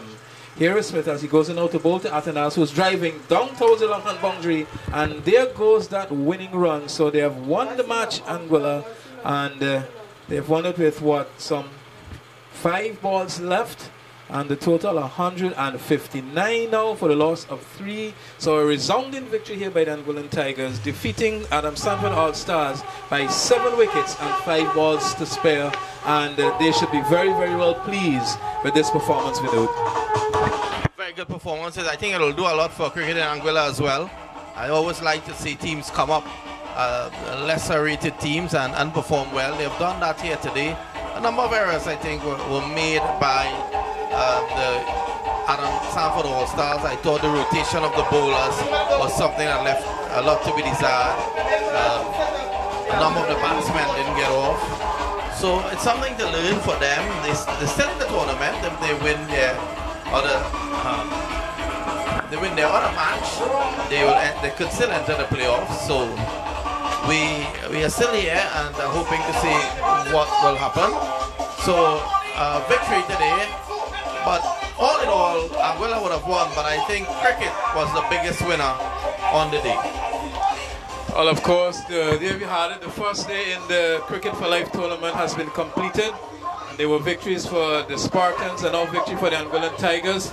So let's have a list of the scorecard. Manson Hart was caught Cornwall, bowl Amir Navik for 41 from 35. Hughes caught Pandy, bowl Amir Navik for 19 from 21 balls. Bott was bowl Stanford 14 from victory for Angolan Tigers by 7 wickets, and they've done that with 5 balls to spare. The bowling for Hughes Stanford 4 was no maiden, 1 for 49. Smith 3.1 was no maidens, none for 31. Cornwall 4 was no maidens, none for 30. Suleiman Ben 3 was no maiden, none for 15. And Navik 3 was no maiden, 2 for 10. And John Eugene 2 was no maiden, none for 18. So that's it from us here at the commentary box. We're asking you to join us back tomorrow morning at 10 a.m.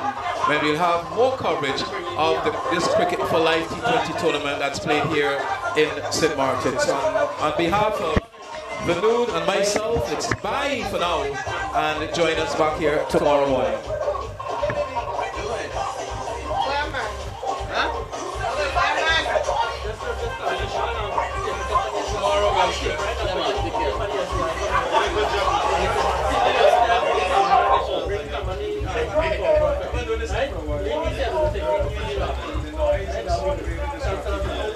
So you leave the cables on the ground, that's the camera and the tripod you bring in. And the thing for the Ethernet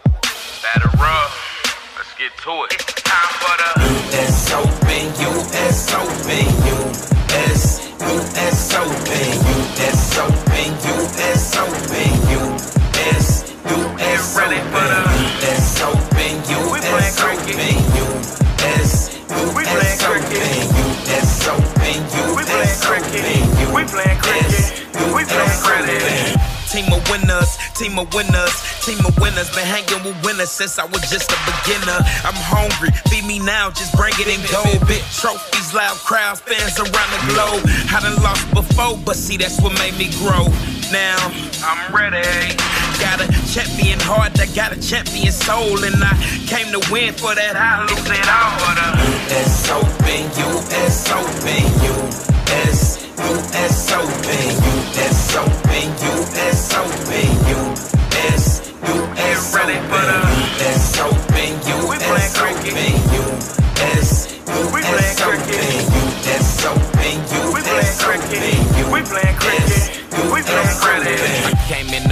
so I'm here for the fight. Got my T20 drink and I'm feeling real hype. I didn't come this far just to catch the next flight. Batter up first swing, 3 wickets, no strike. Now I gotta win. All on the line, I gotta bid.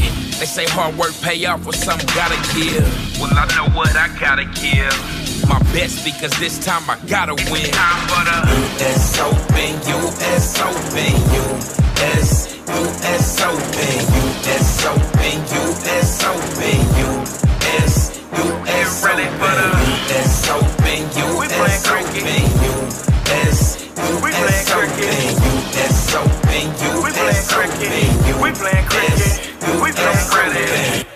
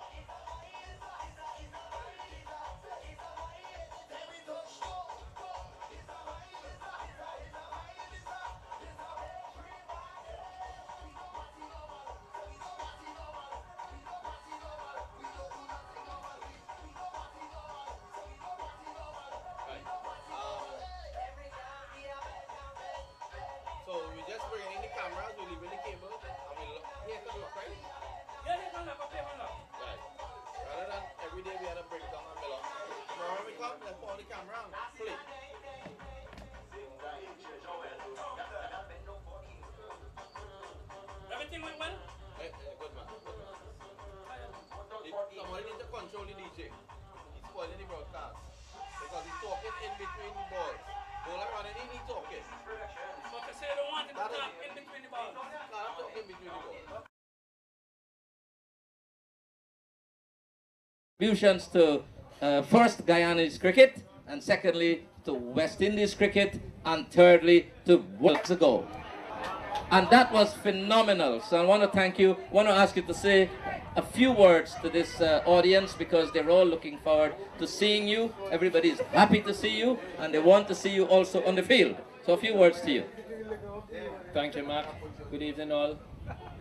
Remember coming here sometime back, was it 2004? Yeah, we always, when we get here, meeting Mac, Robin, the family, everyone in the islands always welcome us. You know, that warmth we felt from them was always enjoyable. Remember came here with our team in 2004.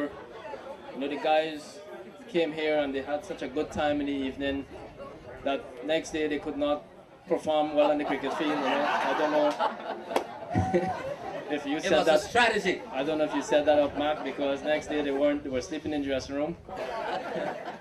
But we always have fun out here. We always enjoy it. It's a beautiful island. And when that hurricane hit the other day, I was always messaging Mark and Robin to find out what's going on, because I was tracking it. I was in England, following everything, concerned about what's happening out here, and just trying to get some information on what's happening. So always, you know, since I came back in the past, always keep a keen eye on what's happening out here also. Hope, you know, with Adam, you know, thanks for having us out here. All the players also to come and do a program, a tournament like this, which is going to promote cricket back in St. Martin. We need to have cricket more out here. We need CPL, we need all the other matches, international matches out here. We need it to grow again. St. Martin is a really beautiful country, and the rest of the world needs to see it also. Thank you very much. Thank you very much, Chip, as a speaker as well. Well, as President from France, Emmanuel Macron said, you know you have made it in the world when you have a Rolex.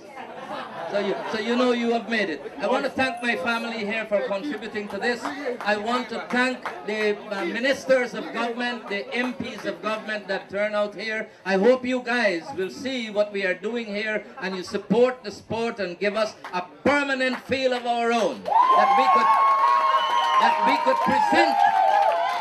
we could represent West Indies cricket, so I could give out more Movado watches. Right? Thank you very much. Hiya, Keith.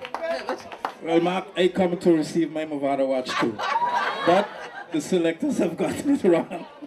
Else I would have been on West Indies team too. I am sure, Keith. But you know, we've done well for Keith, because we've crowned him Calypso champion. So there you go.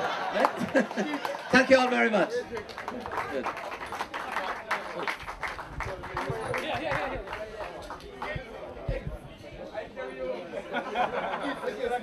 Thank you, Mark, for those inspiring words. And I guess that's a motivation to go and play cricket. So I want to watch too. What do you think? We will now have Adam introduce the teams and some of their captains here tonight, so you can see who they are. So when you mingle, you know who you're talking to. All right, we're going to start with Spartans to my left because they're closer. With captain of the Spartans team, can you please come forward? Just the captain. And then we have the captain of the All-Stars team. Can you please come forward?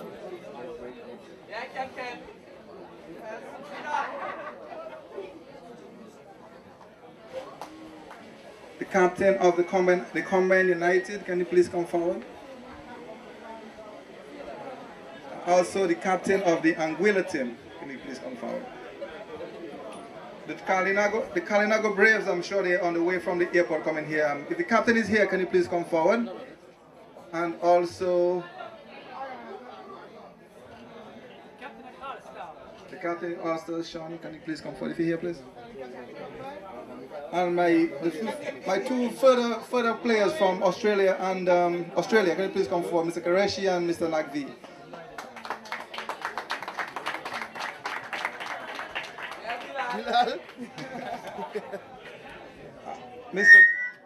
Mr. Dwayne Smith, who has represented the West Indies along with Solomon Ben. Can you please come forward?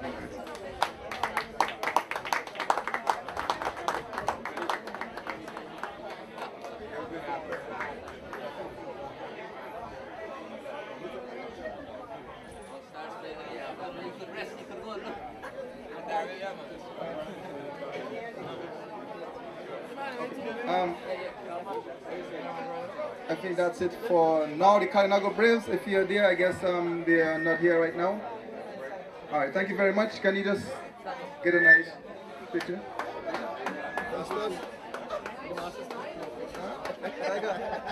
Ready?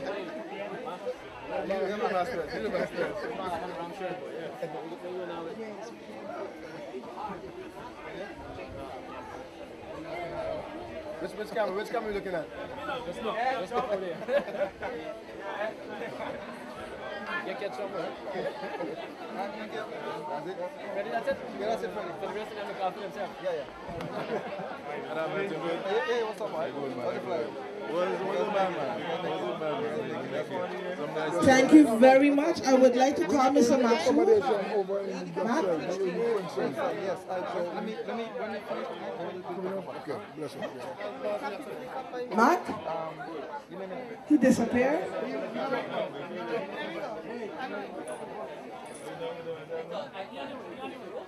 You coming? Okay. On behalf, Mr. Maxwell, come in here. On behalf of St. Martin, we would like again to thank you for your enthusiasm and your motivation in this sport. And I'm sure the Minister of Sports will take kindly to your words of having a permanent cricket field so that this sport can not only impact the players but future players. Because I see some dynamic young people on that field that will now have a future. Along with that, I would like to call out President Mr. Sanford, Joe, Donna, Cutty. Please come forward. This is a team along with 3-4 others that are not with us. Mr. Scotty, Ozzy, and Roy. We, along with Mac and a lot of other sponsors, we have Island Concrete here, or St. Martin Concrete, sorry. Mr. Franklin, we have Delaney. Mr. Franklin. I saw Mr. Franklin here, right? Press. We have Color Right, Mr. Gordon. We have, of course, Nagico. We have 3 Frequency, that's from Joe. We have the...